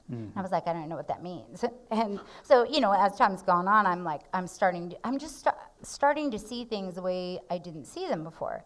And there's one thing with what should happen. Like, people shouldn't genocide one another. You shouldn't like just go in and take everybody's stuff and be like, get out, Right.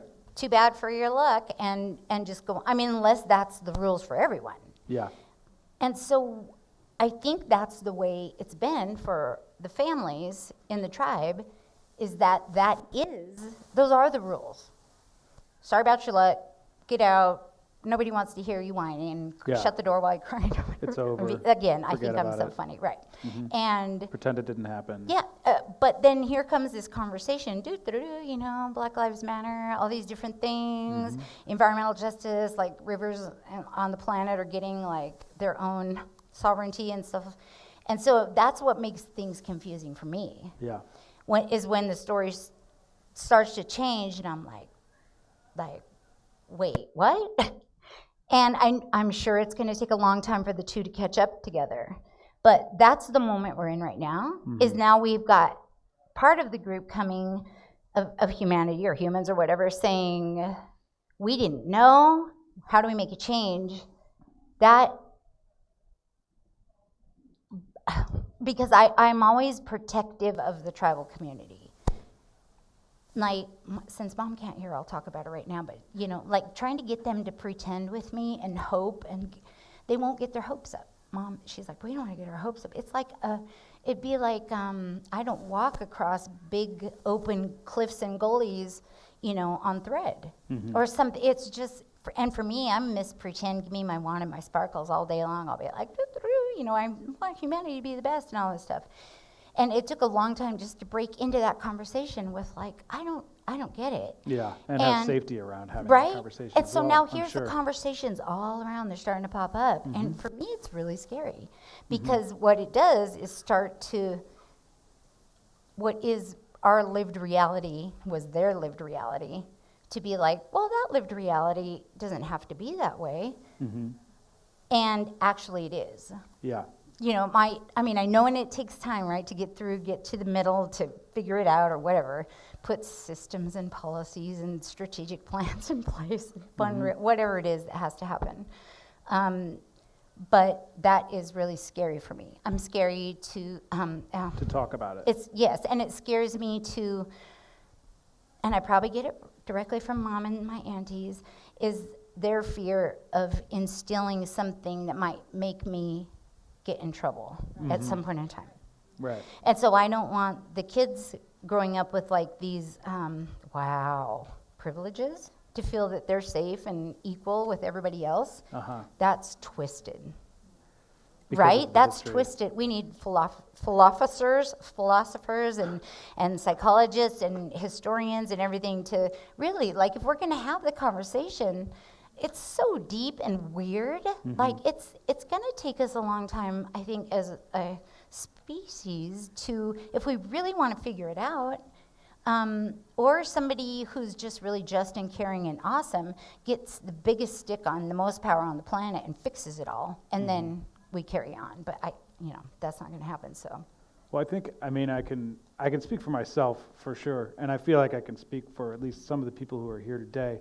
That the context has shifted.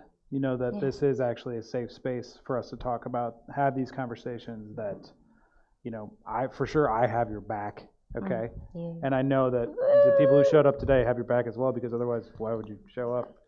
Yay. Um, And then I look at them, and they know that you wouldn't be sitting here unless you were some awesome person. Because right? Is that true, or am I lying? It's true, right? Like, I wouldn't just have random people be like, oh, I don't know who this guy is, who invited him. But I know it's always me who is physically showing up. It's only because I have to, because they won't. No. I mean, really, though, it is my, whatever. I love getting together with people like that, and I want to protect them. And I sit in the middle somewhere that it's okay for me to be in this position.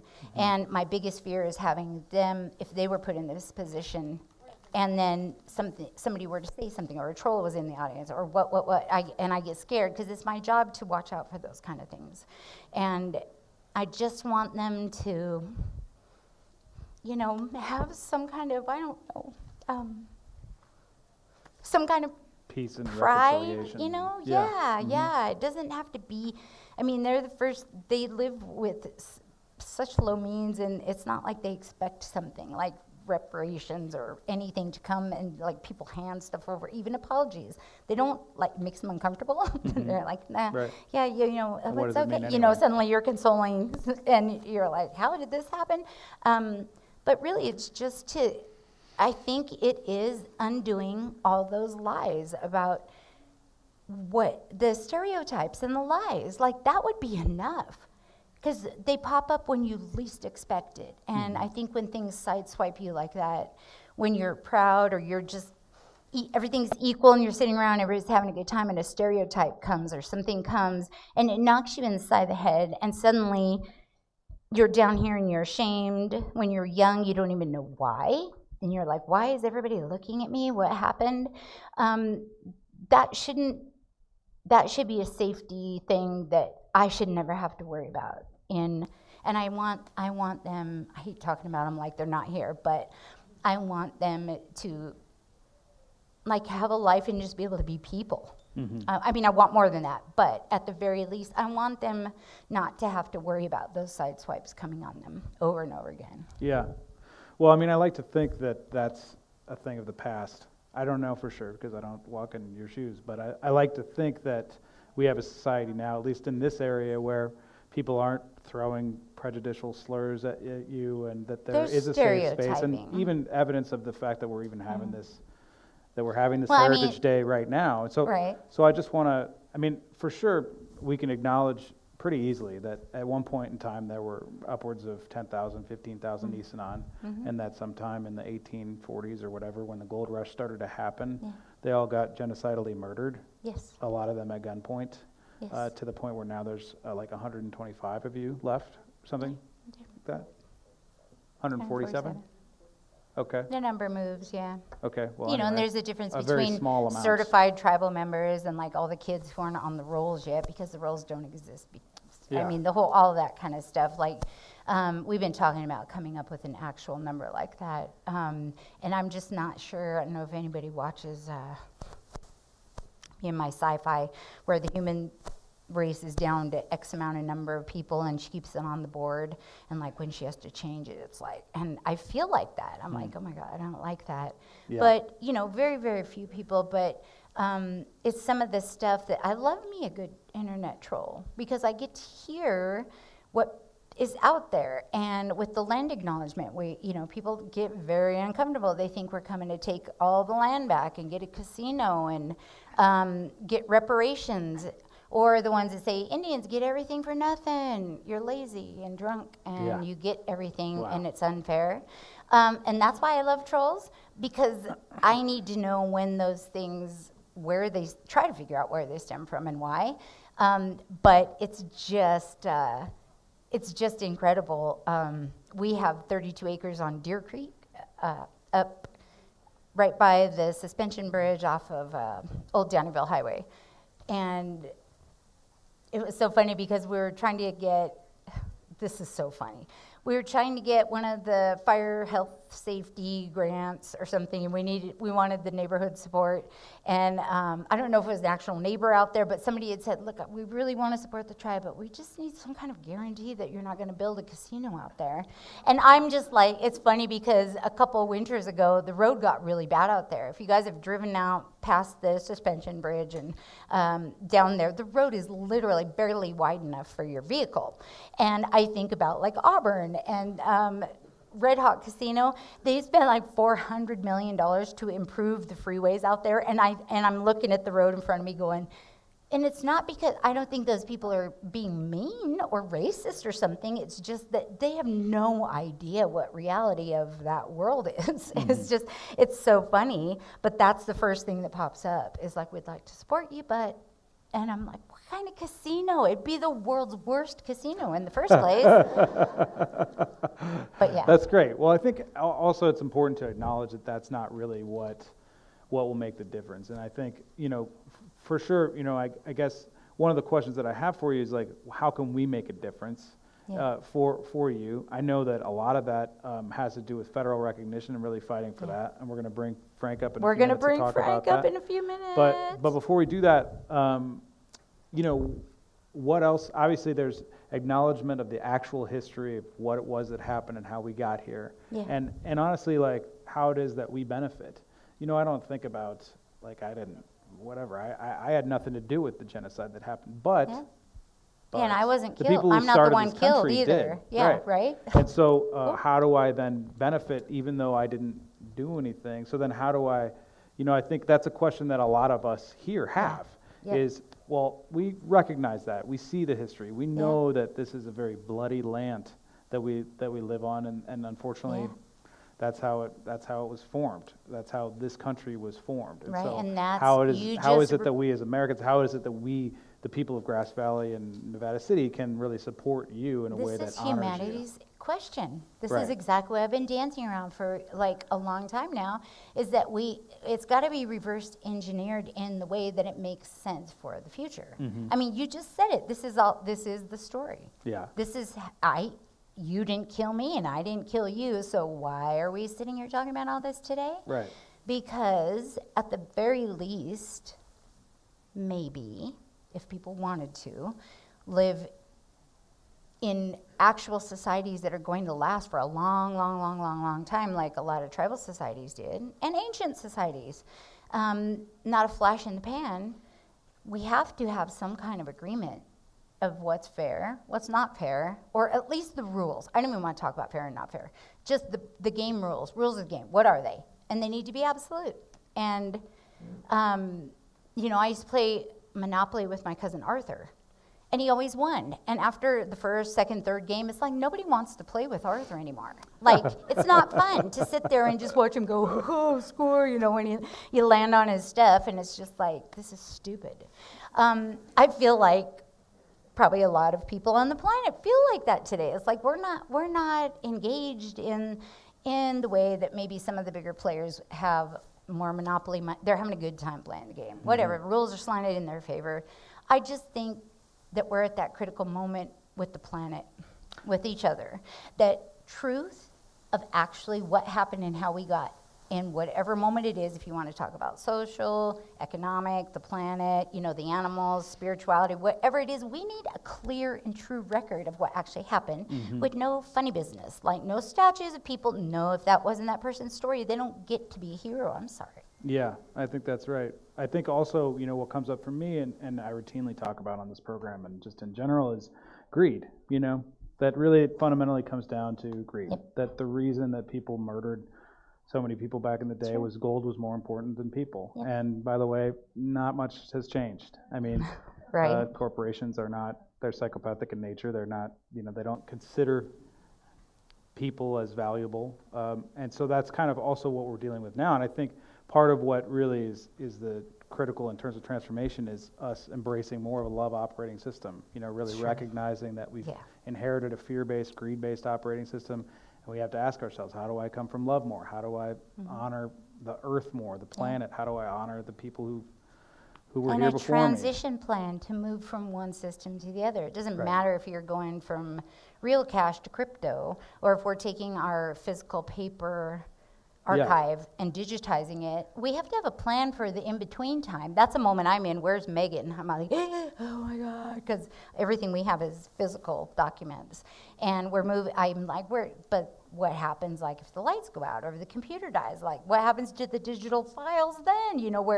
And I've been well assured that it doesn't mean your papers are going to go anywhere.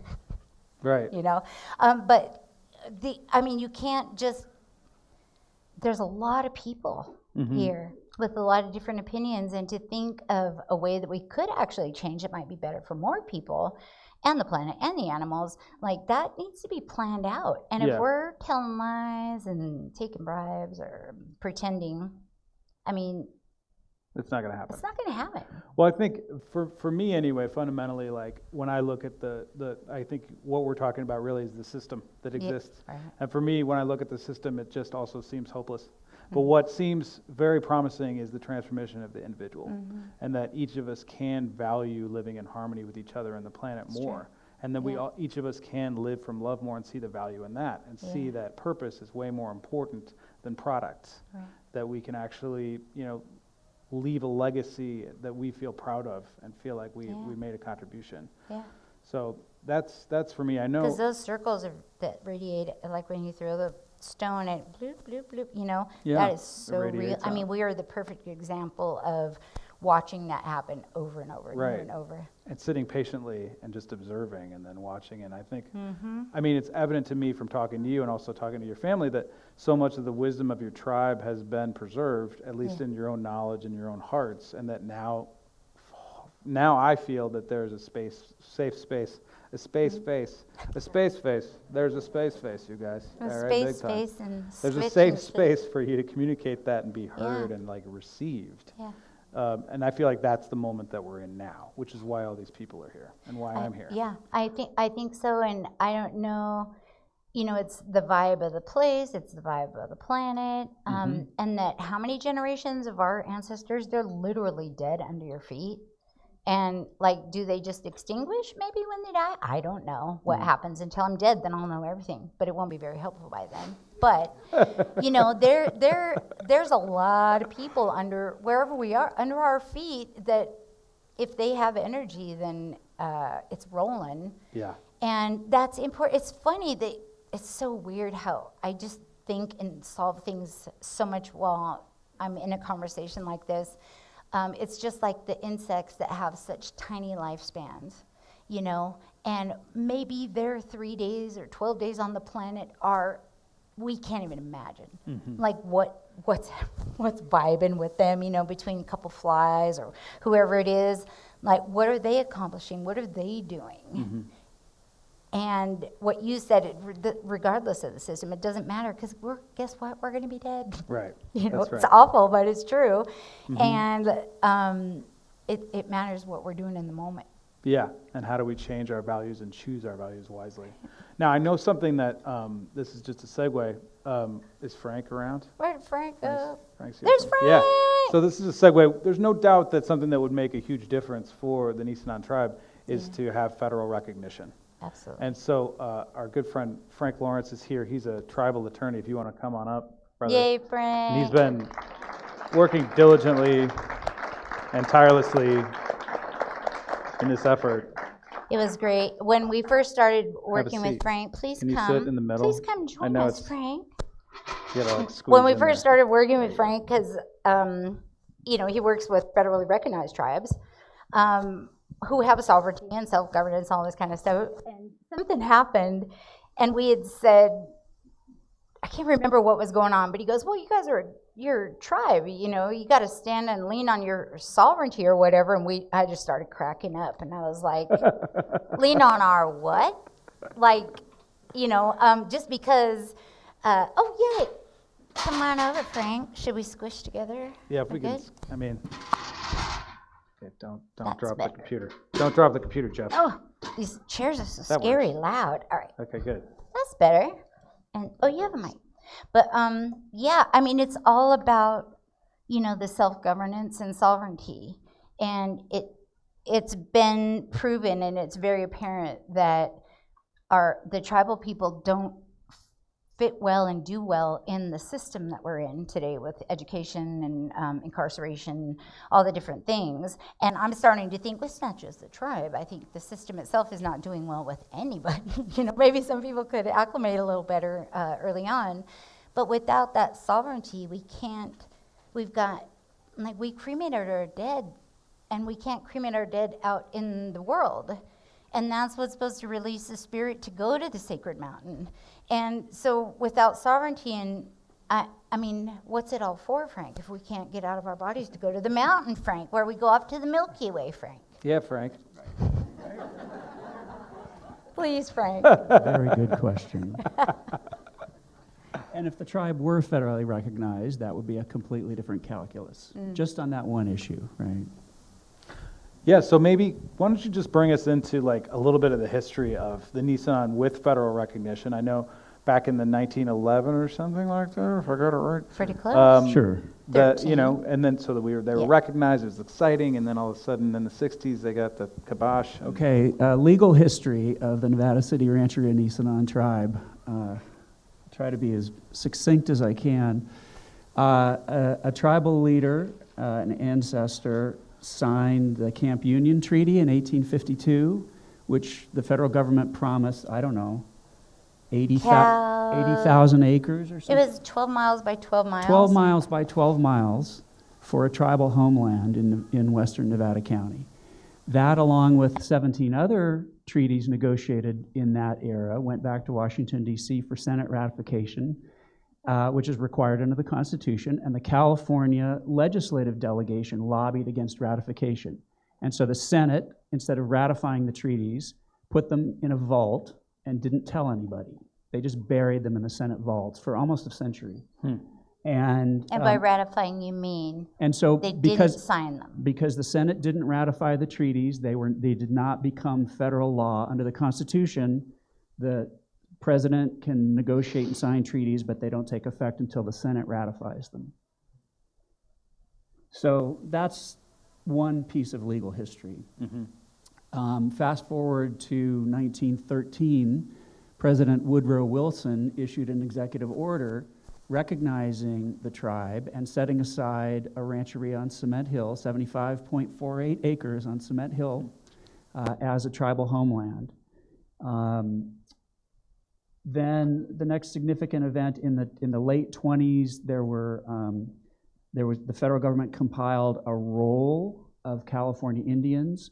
So there are a number of Nisenan ancestors who were on that roll. We have a lot of those records. You have a roll number that they say is, well, you have a roll number, but it's not really a roll number. Well, it's a roll number for the 1928 California Indian Census roll, is what it is. And so we have those documents. 1934, Congress passed the Indian Reorganization Act, which was a federal statute that allowed Indian tribes to organize themselves as governments under this federal statute.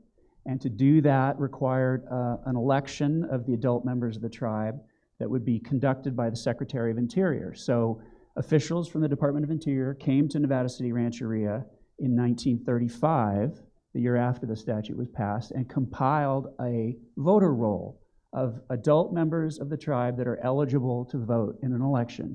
That election happened, and the tribe voted to organize under what we call the IRA, the Indian Reorganization Act. So we have two kind of formal legal incidents of federal recognition of the tribe: 1913 executive order, 1935 an election under the statute. Federal Indian policy since European contact has swung like a pendulum, basically between genocide on one end to supporting and recognizing tribes and supporting tribal sovereignty on the other end of the pendulum swing. And the policy has done this over the entire history of the country. So in the 1950s, the pendulum swung back towards termination of tribes, and specifically in California.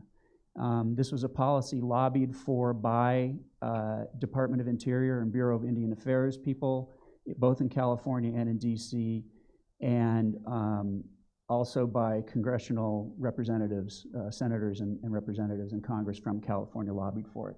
And in 1958, Congress passed the California Rancheria Act.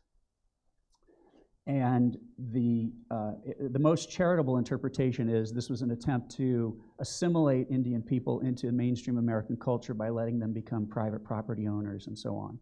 And so that statute is at the heart of the tribe's lack of federal recognition today. The statute listed tribes that were eligible under that 58 California Rancheria Act. It had certain prerequisites to the sale of tribal land, and those prerequisites included job training.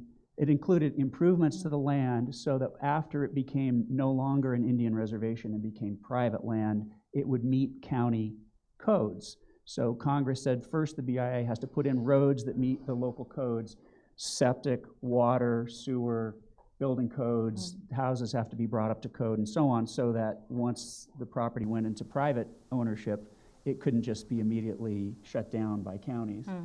And then job training, educational programs, food supplements and stuff to help Indian people become self-sufficient. Interpretation of the legislation itself, should the Native people not be able to read it and understand it, it's in its entirety. So That's there my are favorite all part. these long list of prerequisites.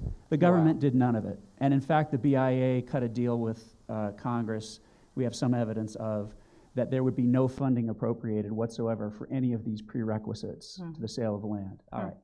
But it happened. The sale of the Nevada City Rancheria happened by the affirmative vote of 2 members only. And the statute allowed for that. If all the prerequisites had been met, it would have been legal. They didn't happen. It wasn't legal.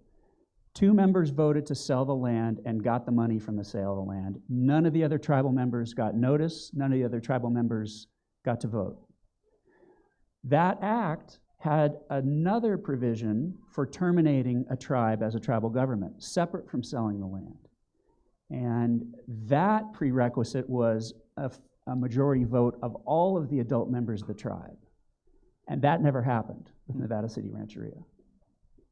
So the land was sold on its face legally under the statute, not really, because none of the prerequisites were met, but there was never an election to terminate the tribe.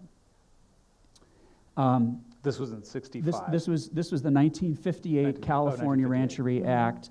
It took the election of the 2 members to sell the land happened in 59. It took until 63 to sell the land because there were, guess what, mining claims on the land that clouded the title, and it took the BIA 4 years to figure out what to do with these mining claims before they could sell the land. I'm sad because Searles, I just found this out fairly recently. Well, Searles, Searles Library, Searles Street, all that stuff. He was, what are they, Knickerbocker? Is it Knickerbocker? He was their lawyer all those years. One of the I know I'm all mine like, claimants. well, that's all I need is to despise something else in life that I didn't really care about. It was pretty neutral. I'm like, whatever, So just share that with you all. So California Indian Legal Services is like legal aid, but for Indian tribes and Indian people. And in the late 70s, they brought a lawsuit because none of the tribes in California got any of these benefits that were prerequisites to sale of land or termination. So California Indian Legal Services filed a lawsuit, basically what you could think of as a class action lawsuit, naming all the tribes that had been illegally terminated and had their land illegally sold. Nevada City Rancheria was a named plaintiff in that case. The federal government did not raise the statute of limitations as a defense, and they negotiated a settlement, a stipulated judgment, in which the tribes won.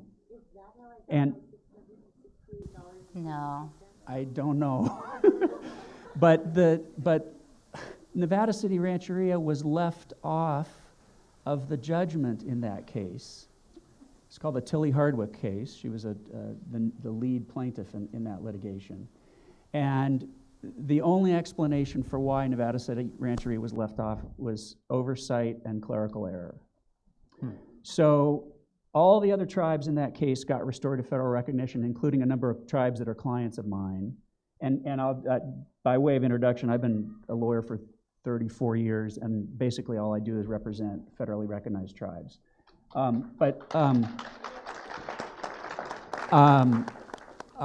In 2010, the tribe engaged a law firm in Sacramento, and they tried to reopen that case, and they tried to amend the judgment to have Nevada City Rancheria added. They got declarations from the lawyers, both for California Indian Legal Services, who are still practicing and colleagues of mine, friends of mine, actually, and the lawyers that represented the government. And what they declared under penalty of perjury is they had no idea why the tribe was left off the judgment. They couldn't explain it, clerical error, oversight. Most people are like, there's no way that could happen. That's what happened. I'm like, honestly. That's what happened. So, and then the government, in its infinite wisdom, decided, really for the first time in one of these cases, to raise the statute of limitations as a defense. So the effort to go back to 1983 was that judgment. The effort to go back to 83 and amend the judgment was thrown out of court on statute of limitations grounds. The tribe appealed, the Ninth Circuit affirmed, and that's the end of that case. Yeah, it's like they chose to use the time machine to go back in the case, but they only went back to 1983 and then shot forward 6 years because of some weird statute, which puts us in some random year that makes no sense. Right. So the court judgment was they had to bring this request to amend the judgment by 1989, or otherwise it was out of time. And it was 2010, so it was out of time. So that's the legal status of the tribe. That's the legal history of why the tribe is not federally recognized today, and where we are today. Clerical error. I'll stop. Clerical error. Yeah, that's great. Get better clerics. Yeah. So, right, exactly. So that's a big pile of. Something. I'm not going to cuss because Mom said not to. Mom said not to. That's just awful. So what's now? I don't know how much we've talked a little bit about kind of what the going forward strategy is, and also I guess in line with that, is there some way that we can help? Like, is there some petition that we could sign, or like, I don't know, can we storm the building or something like that? There will be no building stormings. Okay, good. That's good.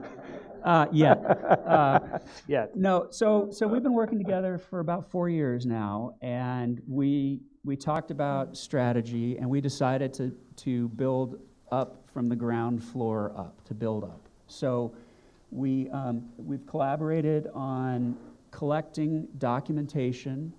So what we really want to do is be able to connect today's tribal members to what we know were the tribal members on that 1935 voter roll, and also tribal members that were on the 1928 California census roll that I talked about. And so we spent quite a bit of time finding documents, scanning them, getting them in the cloud so that they're protected, and building databases. So Megan, whose talk was fantastic earlier today. Yeah, go Megan. And Professor Brian Daniels, who's a research fellow at the Smithsonian. He is a professor of anthropology and archaeology at the University of Pennsylvania, and he's the director of the Cultural Heritage Museum at the University of Pennsylvania, and is interested in unrecognized tribes in Northern California. Some weird obsession. So Professor Daniels and Megan and Shelly and Ember and myself, we've been working on this project, and we have had now for 2 years a 1,400-page document that takes the tribe's constitutional enrollment criteria and... You're going to say the word, aren't you? No, I'm not. And builds a document trail for each and every member of the tribe today, and connects them using descendancy rules that the Bureau of Indian Affairs operates by, and which is codified in federal law. Okay. What do you call that? I'm not going to say the word. I don't know what the word is. Consanguinity. Consanguinity. Ooh, wow. That's a good one. So the Bureau of, Congress has passed the American Indian Probate Reform Act. When real property, when a Native person dies that owns federally owned trust land, who's eligible to inherit that land, right? Those rules of descendancy and inheritance for land are a clear way of building a genealogy. And so that's what's happened. That's what we've done. And so so for every member on the 1935 voter roll, for example, for the secretarial election that happened in 35, we can go and trace the lineage down to every single tribal member today, Shelly Fantastic. and Ginger and everybody. Cool. So that was a big step, right? Because genealogy. because other governments, the state and the federal government, both want to know, how do we know that the people who say they are today the tribal members are actually the descendants of the people that were the tribal members a century ago? So you did all Here. that work. So now we know. So we started there, Uh-huh. because we knew that question was coming, right? So we started there. And then what we've done is, and when I say we, I mean it's Shelly and it's CHIRP and it's the tribal council that have done all the heavy lifting on all of this. It's we, because They- I don't know what, it has to be a shape, and I'm like, I don't know what that is. And you're just like, well, this and that word. Brian's always dropping these words on us. I'm like, what is that? We have way more paperwork than the federal government, and what we do makes way more sense than the federal government, is all I have to say right now. I'm sorry, please continue. No, so Yeah. what I was going to say is that the visibility in the community that Shelly and the tribe and CHIRP have built over the last 14, 15 years has culminated in a number of things that I think are real wins. You asked something about what kind of wins have you had. Yeah. In the Yeah. last 3 years, or maybe less, the Nevada City Council passed a resolution unanimously recognizing the tribe as the original tribe of this area and supporting the tribe's bid for restoration of federal recognition and pledging to work with the tribe. And I saw our mayor, Daniela Yep, Fernandez. she was here. She was here Yeah. earlier today. I don't know if she's here. Fireball. Politicians one. love to take a bow, and I don't see anybody standing up, so I guess she's not. And then the Nevada County Historical Society did the same thing. They did the research, and they came to the same conclusion and passed a resolution, same thing. Grass Valley City Council, unanimous resolution of support and recognition. Nevada County Board of Supervisors, unanimous resolution of support and recognition, and a pledge of government to government collaboration going forward on land use, environmental issues, the range. Amazing. So, starting local, building up, the next thing we did was California has something called the Native American Heritage Commission. This is a commission appointed by the governor and is charged with facilitating notice to Indian tribes when there's going to be a project in their territory, so that the tribe can do cultural monitoring, right? If the ground's going to get dug up, if there's any kind of a state permit, a state environmental permit, CEQA for the lawyers out there, the tribe whose territory the project is in has the right under state law to get notice and to be consulted and to be able to have a monitor, which is Show up if what, they want. what your husband does, right? If you want to take off work and go show If up you want over to take there off instead. work and not get for paid and go nothing. watch a bulldozer, right? So, but it's an important step, right, for tribes. And the thing that's interesting about that, the state laws that this commission enforces, is that they apply to unrecognized tribes as well as recognized tribes. Yeah. And they empower the state commission to compile a list of tribes that get notice. So Shelly told, when we first started working, I said, have you applied to the California Native American Heritage Commission for listing? And she said, only like 5 times. And they would just blow her off and all that. So They lost my packet. The dog ate it. oh, did I you think, submit once something? or twice. Yeah, Wow. we'll get back to you in a year or two. So we put together a comprehensive, and that is a gross like literally understatement, this a tall. comprehensive application to the commission for listing. And But one of the criteria is if you are a formally recognized tribe. So when I put in, I think the second of 5 applications, I just printed the thing off the website that said terminated tribes. And I printed that and I put it in an envelope and I sent it and I was like, here you go. There's your proof. Right. And that's not what we put together at all. So we came at them full bore, and the tribe is now listed with the California Native American Heritage Commission. So that's a I win. think that's good. I think that's good. I mean, so far, though, okay, we were able to apply for the Truth in Healing grant, but we just have now it's times 200 mail that comes in. Shelly's now getting notice of all of these state projects with the opportunity to consult. And when there were 20, it was hard. Yeah, And and now they used to get them before they were listed just by coming through the Relationship, yeah. ether or whatever. Somebody thought they should Yeah. know about it. But now that they're listed, it's required by law. And every organization has their own environmental consulting group that knows where the tribes are and how to send them, and like all these departments. So they're very efficient in there. Which, I mean, okay, great, good for the environment, but maybe not. there's more workload. Yeah. So in terms of where we've come so far, kind of in this effort, and then so I think your question is then what's the strategy going Yeah. forward? Yeah. Last time we talked, you mentioned that there was like a kind of a loophole or something that we could maybe exploit to get federal recognition.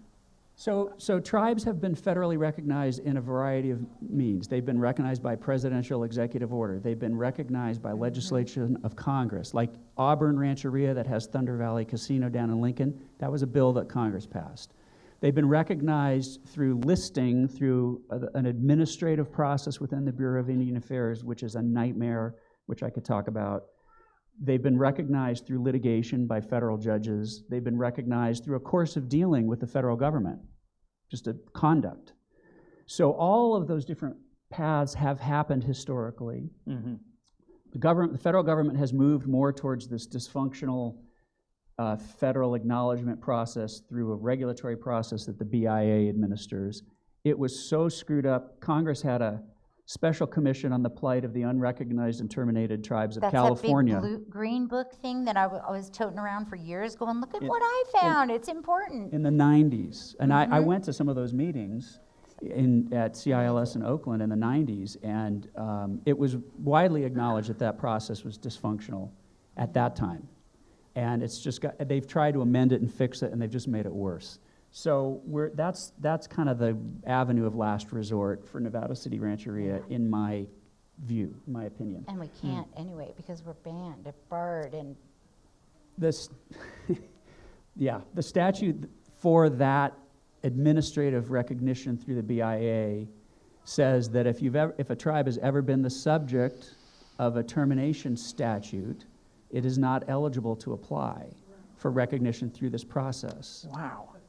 So Nevada City was That makes the no sense. subject of the 1958 Rancheria Act, which was a termination statute. so even if you wanted to for some But insane it was- reason, you wouldn't want to go through that process first off, but even if we did, we couldn't. And what the BIA office that does these wants is documentary evidence of continuous contact as a political community predating European contact.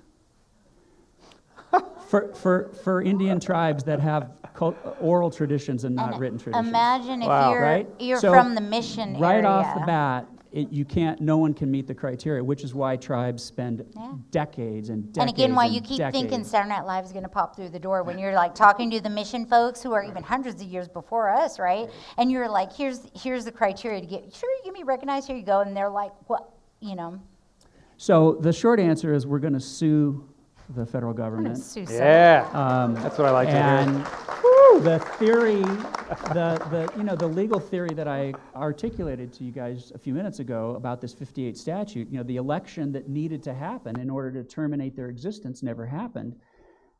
That's never been tested in court. This will be a case of first impression. Everybody forgot about Cool. that part. It's like no one read the statute. And I talked to the lawyers for CILS who filed the 79 suit that restored most of the tribes. Wow. And one of them said, why didn't I think of that? Okay. So we'll see. I mean, this is not an easy road that we're going down by any stretch. And so, but that's the plan. We've got some projects that are time sensitive right now that we're working on. And so, but I think in 2024 we're going to file that lawsuit, and you all will hear about it through CHIRP and the website and the tribe. Yeah, that's great. That's great. So I think a question that I have, and I know a lot of people are going to have as well, is like, what difference will it make once the Nisenan tribe does have federal recognition? Like, what doors does that open? How does that affect? I cannot overstate the difference that federal recognition will make. The federal government, since European contact, has been dealing with Indian tribes, and the history buffs will know the Articles of Confederation, right, failed largely because it didn't make the central government strong enough to deal with tribal state relations. That was one of the key flaws in the Articles of Confederation. One of the main reasons we have a Constitution instead of an Articles of Confederation and a stronger federal government under the Constitution than was originally created under the Articles is because of Indian tribal relations. There needed to be a centralized way of dealing, just like with foreign countries. That was the other weak piece of the Articles of Confederation. The states were much stronger. The federal government had almost no power, right? And so to trade with England, to trade with France, right, to deal with tribal governments, it was every state had a different policy. Tribes didn't care whether you were Virginia or Georgia, right? It didn't mean anything. And so different state policies led to a lot of conflict under the Articles. So anyway, so now I've totally lost my train of thought. What difference will it make? So Yeah. the federal government has been dealing with tribes since the beginning.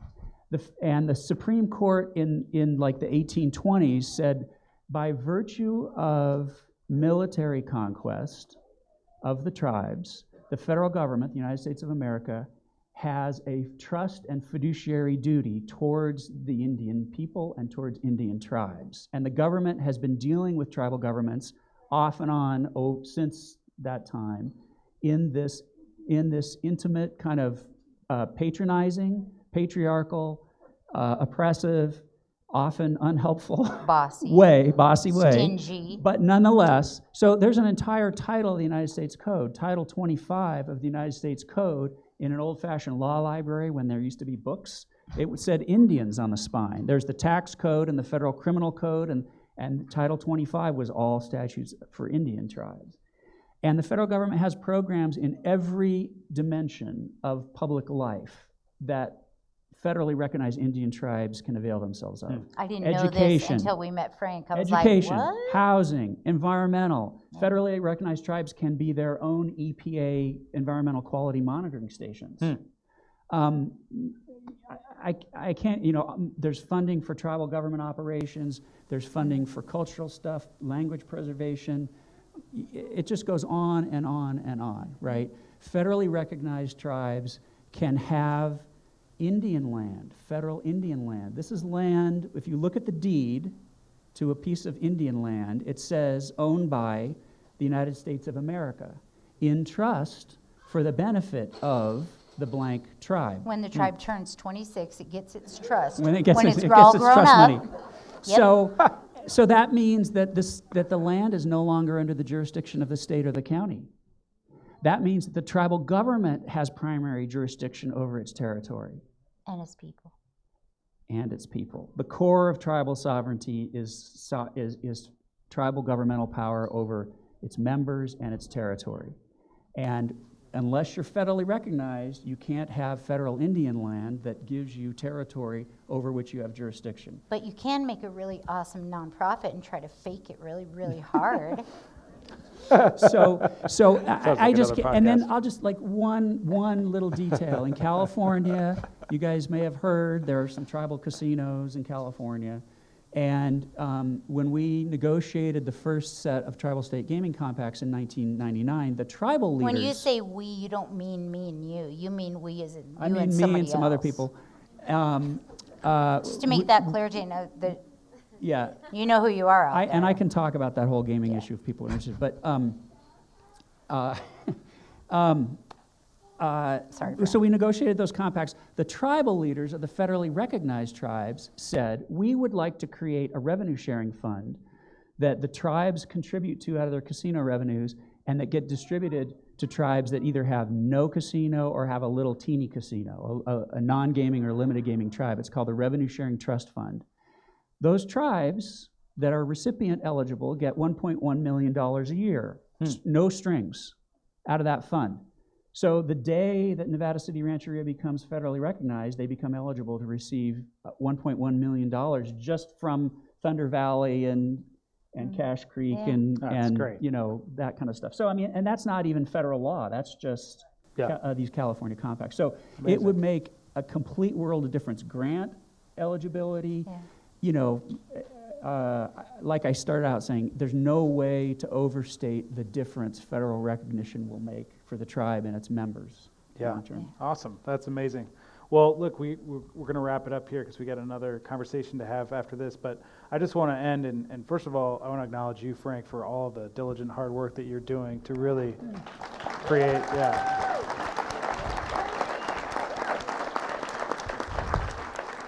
it's really, it's very moving. Thank you for all of your work and who you are. And Shelly, I really want to acknowledge you for your courage in stepping up for your people and really being the spokesperson that you are, and really not being afraid and stepping into the storm. I'm always afraid, though. It's just, I'm so scared. but that's courage, because you go anyway. You show up anyway. That's courage. So. Thank you. Yeah.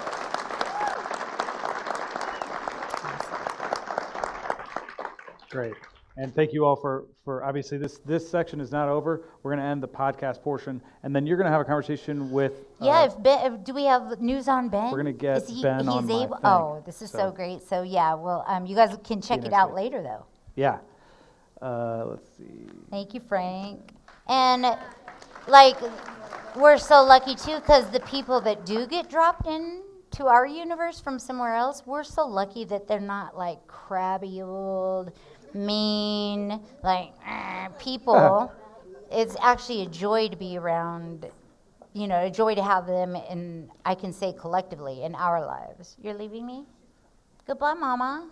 I love you. Bye, Aunt. Sorry, I get all excited. And thanks to all my cousins and the tribal members who are outside doing. I haven't been outside really, doing whatever they're doing outside with the kids. I think they're doing pine nut beads and stuff out there. And thank you for the rest of the tribe for showing up today. I appreciate it very, very, very, very much.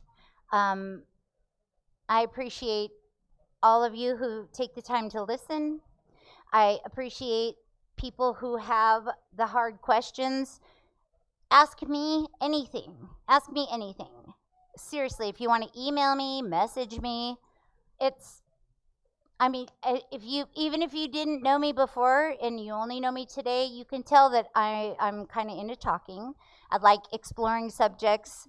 I just like to have conversations with people. Like, our community is all we have. And I just ask me anything. I'm not kidding. And I'm not going to shy away from my genealogy. There's been a lot of stuff rolling around that I like being directly.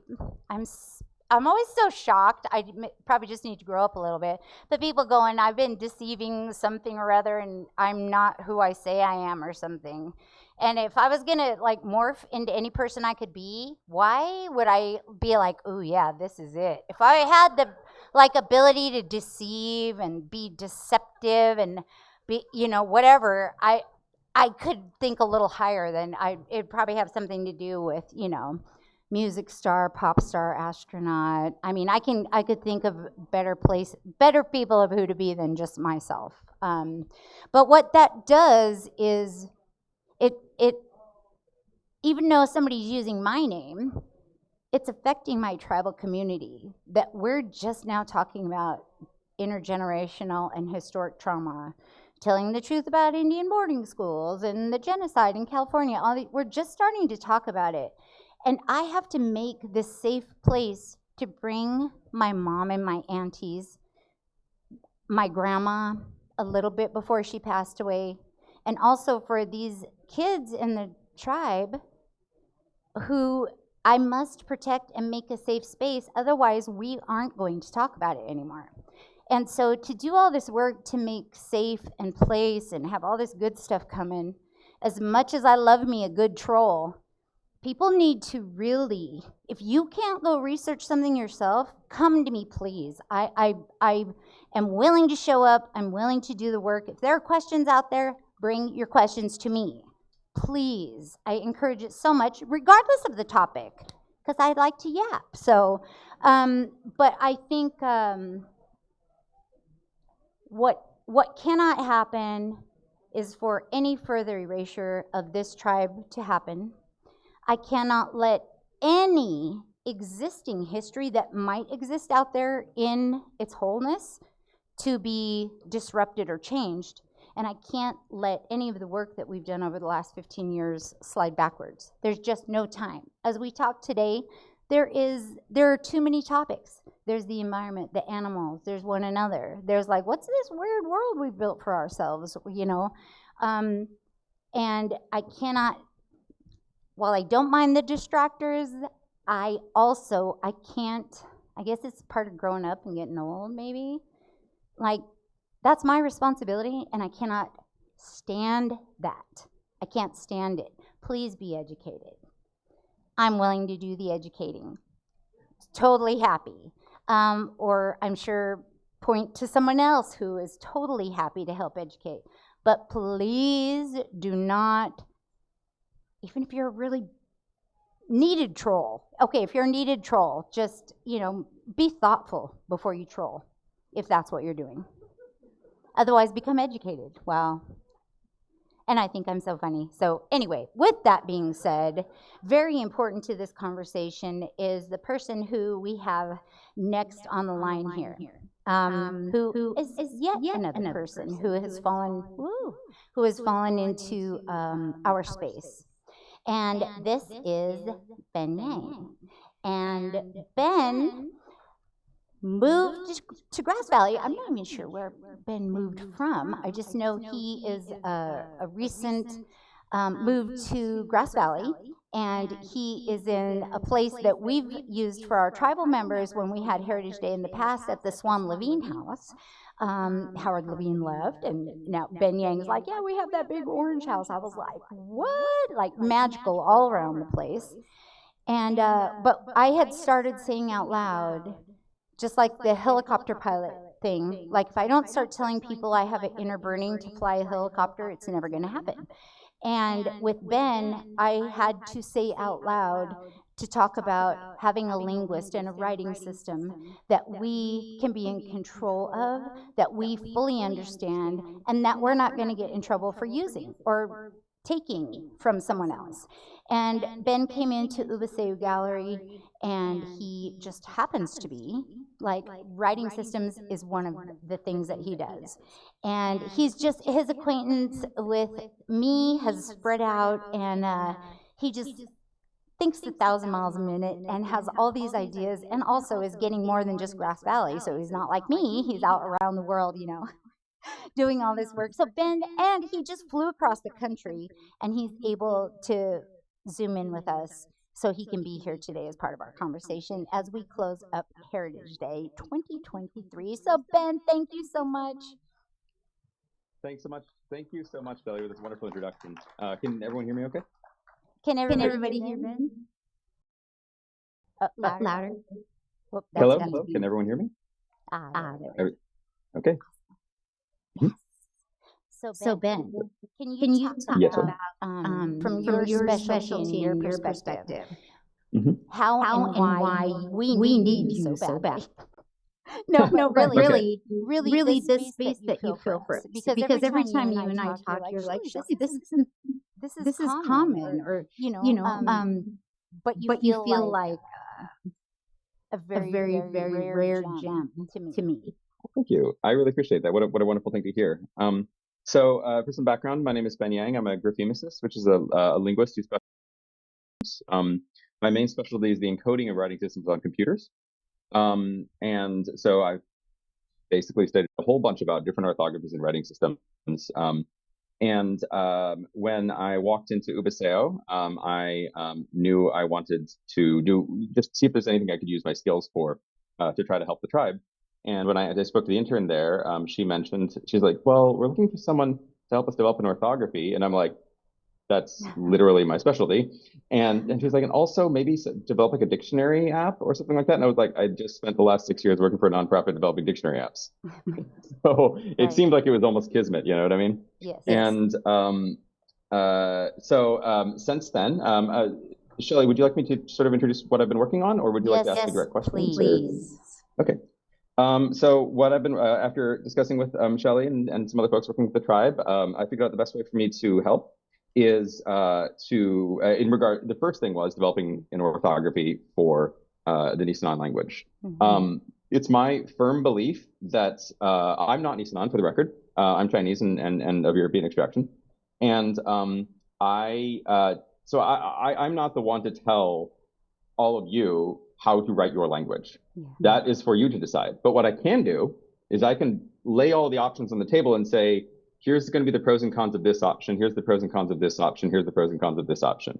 And so what I ended up developing was a web application that allowed Shelly and the other tribe members to experiment with different options for the orthography for Nisenan. It would give them some example texts in Nisenan and see what they would look like. And then in many different fonts to see what it would look like in different fonts. And I've been working on that on and off for the past year and a half or so, with input from Shelly and other tribe members and other people working with the tribe. And if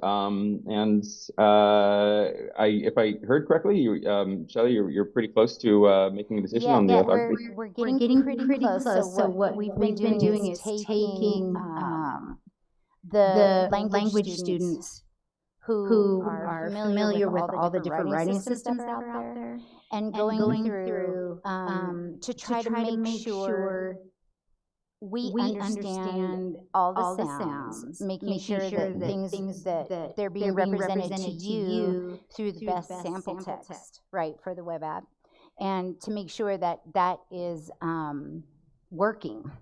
And so, but what Ben's doing, I mean, he's laying out, like, here's the options. I didn't know there were options. I thought options was reading the stuff from the Dutch guy that's in Dutch that I can't read, or reading the stuff from this person over here who uses all these weird symbols that I'm like, I have no idea what that is, because we're not linguists. And it wasn't a written language.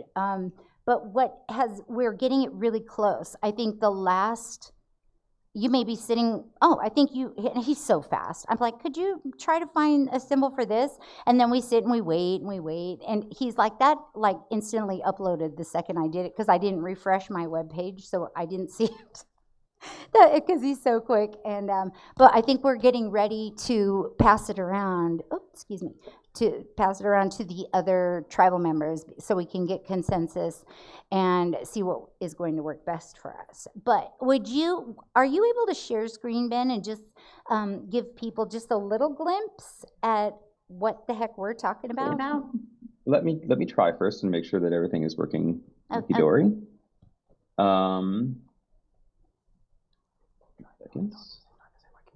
One thing I can mention while we're doing this, by the way, is I was just in a meeting with a couple other linguists and graphemists working with some other indigenous groups, and they've expressed interest in the code for this. So it's entirely possible that the work that you and I that all of us are working on now may end up helping many other tribes and indigenous groups in America. That would be amazing.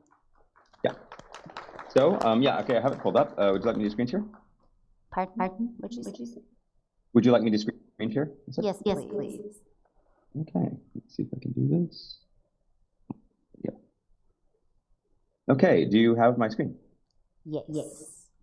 Great. Okay, so this is the Nisenan orthography web app. What it allows for, actually, why don't we open up a couple of these so you can see them?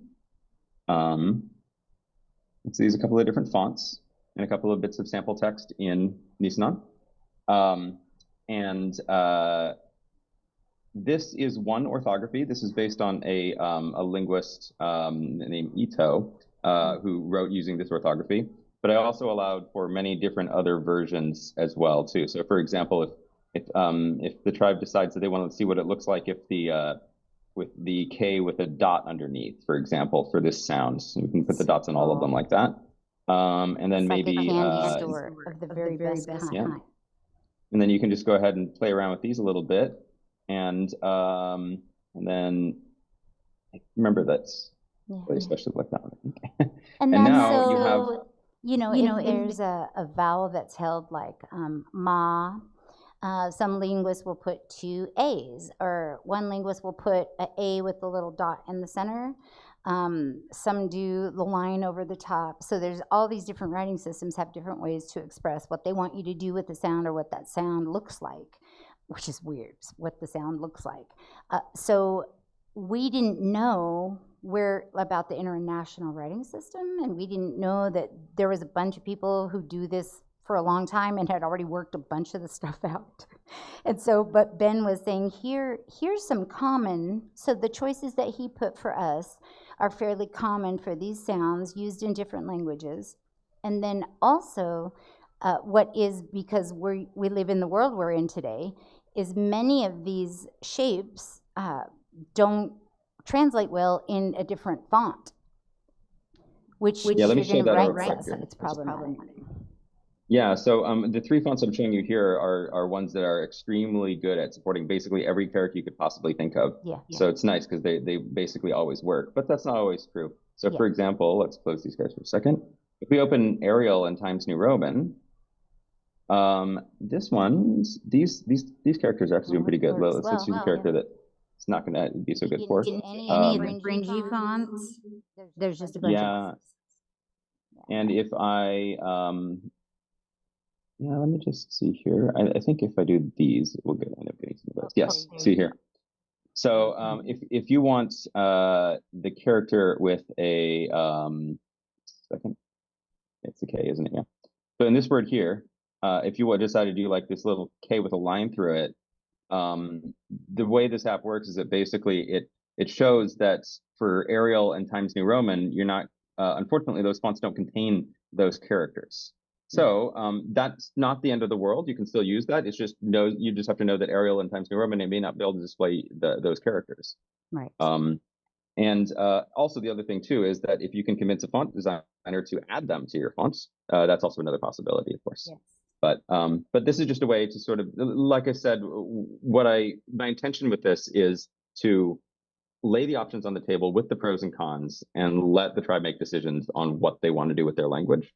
So this is just ways of showing some of the pros and cons. Yeah. And I wish we could have done this part first, because now I'm, what am I, jaded or changed because of the other writing systems that I've had to absorb. And so I get readily confused with the J's and the Y's and what each different thing is.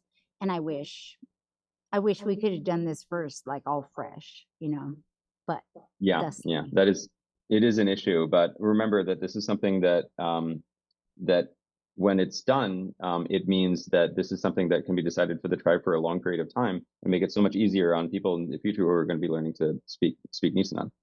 Absolutely. So. And we could have, one day we'll have our own Rosetta Stone, right? Where we're talking English and some AI will come through and it'll pop out. Maybe we'll even put Grandpa's voice to the AI and he'll pop out translating it into Nisenan for us or something like that. And knowing Ben, he's like, oh, we're not that far away from that, actually.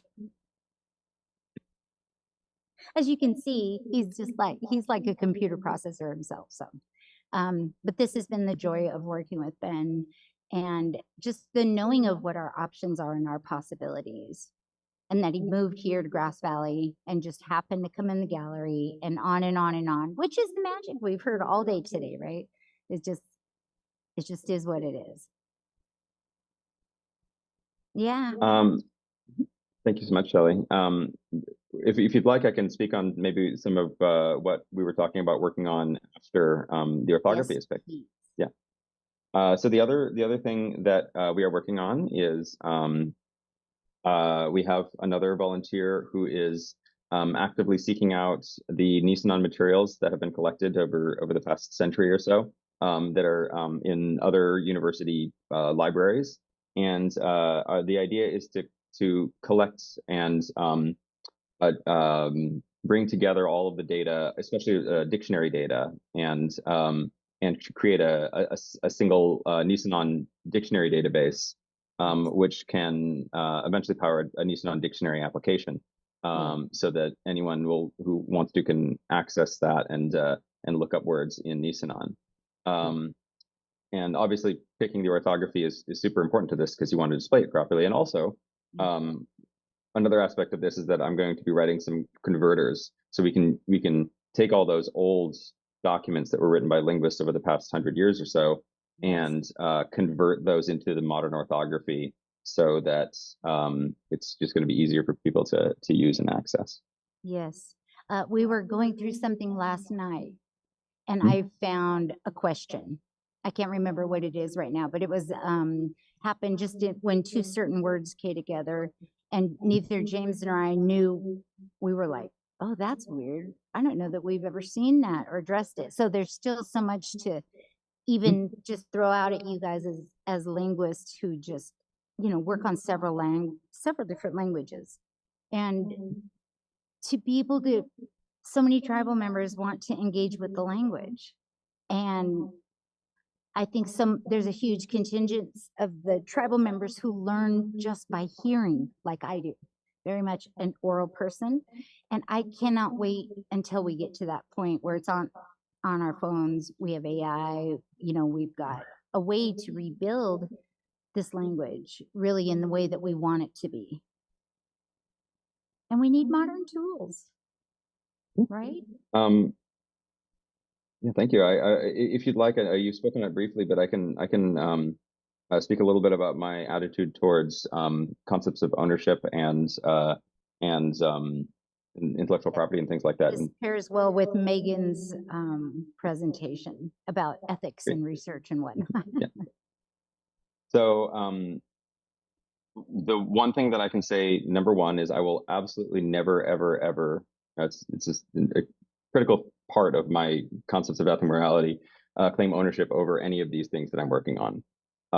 Any of the code that I write will be open source so that other indigenous groups can use it in order to help them on their similar journeys. And any texts that we use that are substantial texts will obviously belong to the tribe. I would never ever try to claim ownership over anything like that. Yes. And for the record, the orthography itself. I'm sorry, say that again. I just said yes, music to my ears. And then also to address something you were maybe alluding to earlier, I do not believe that an orthography can be copyrighted. I'm not a lawyer, but based on a lot of my fairly extensive experience with these things, I do not believe that an orthography can be copyrighted. So you don't have to worry about whether you're allowed to use this, that, or the other letter. That is a decision that is yours. And so. Oh, bless. Thank you, Ben. Thank you so much, Ben. Thank you for flying across the country and taking time to join us here today. And thank you for all you do. Thank you for bringing all these options. We just didn't know this was possible. Everything always belongs to a museum or an anthropologist or somebody in academia that we have to try to get permissions to use our own stuff from. And that, again, that's the standard. That's what we're used to. So then you meet somebody like Ben, who comes in and is just like, that's not mine, man. That's yours. And we're like, what? Are you confused, sir? But he's not. Not at all. That's exactly how I like to think about these things. One other thing that I can add is that if anyone has any input about how the language is written, or if they have any ideas or questions for the orthography, you're more than welcome to pass on my contact information, because I can try to integrate that into the application so that it can be brought up as an option. So it's great. It's just I can't wait to get my hands on this and have us all agree on just the basic working framework. Then we can start teaching very basic lessons. And then at that point, we'll go like, this doesn't work. Oh, I see we're missing something or whatever it is, which it's so close, Ben. So thank you. Thank you, thank you, thank you. Then you can start getting to the nitty gritty, like how you alphabetize things. Thank you, Ben. Thanks a lot, Shelly. I'm really proud of the work that I do with the tribe. So thank you for giving me the opportunity to do this kind of work with you as well. Absolutely. We'll see you when you get home then. Yeah. All right. Thank you. Take Good care. night. Good night.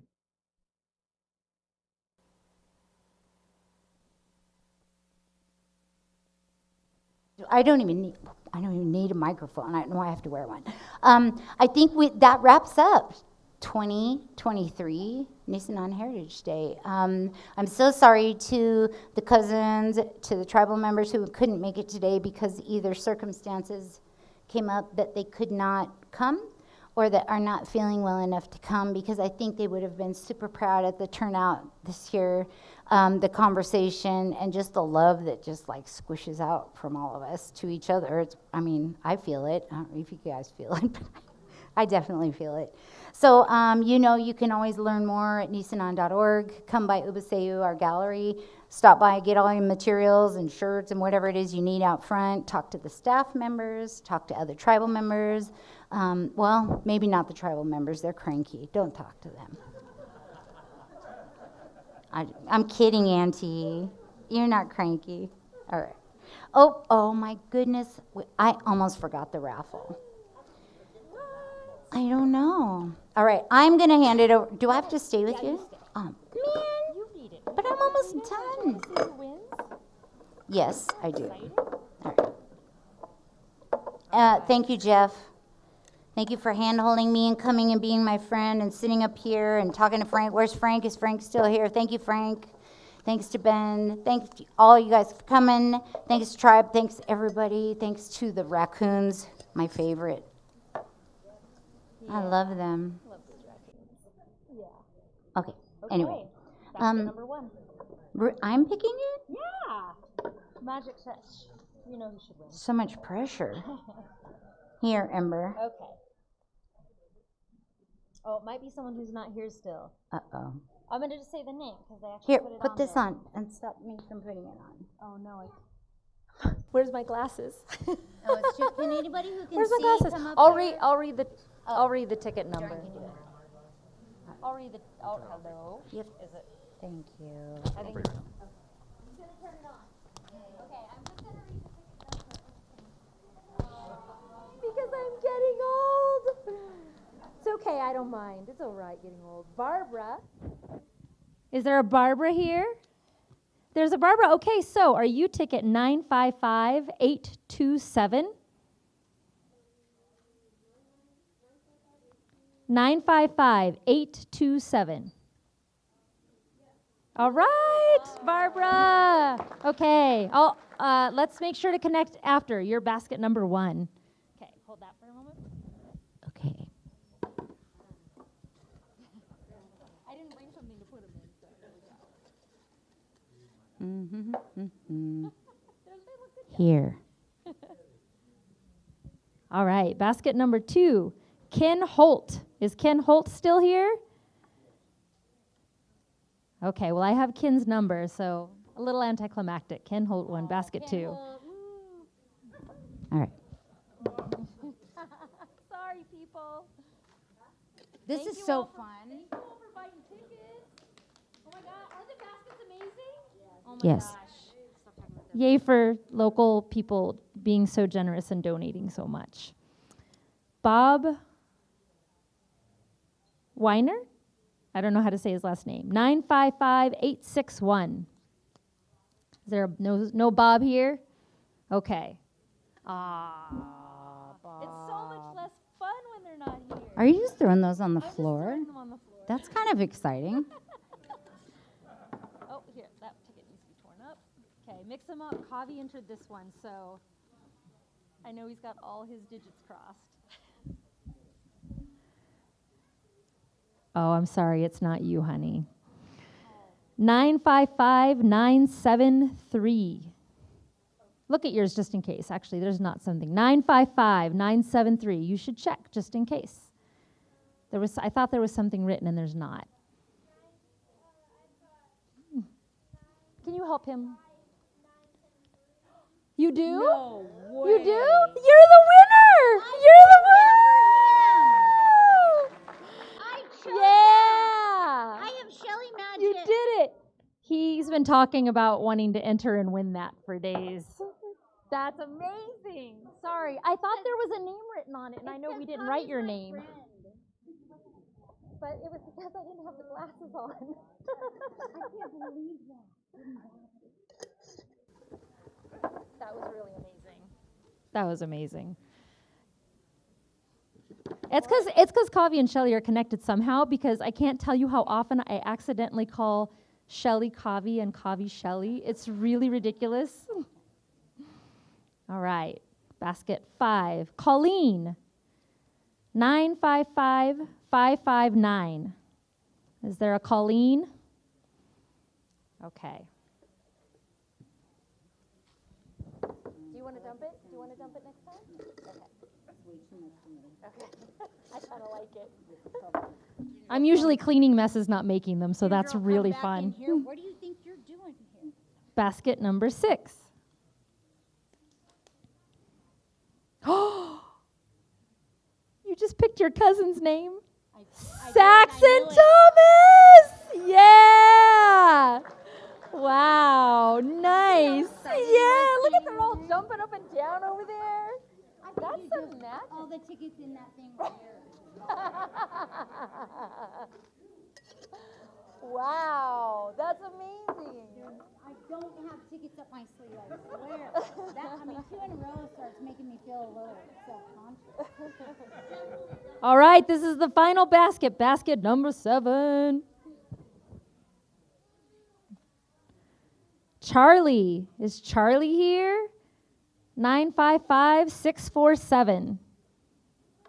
No Charlie. Okay, well, thank you all for entering and just supporting CHIRP in that way. It's really, really appreciated being here and listening and learning and growing in this together. It's all felt and really appreciated. Do you have any parting words, Shelly? I hope you guys come back next year. Yay! Let's all go find food. And we need to be in a bigger space, right? Bigger space next year? Yes. Maybe. Thanks for coming. Have an amazing day, everybody.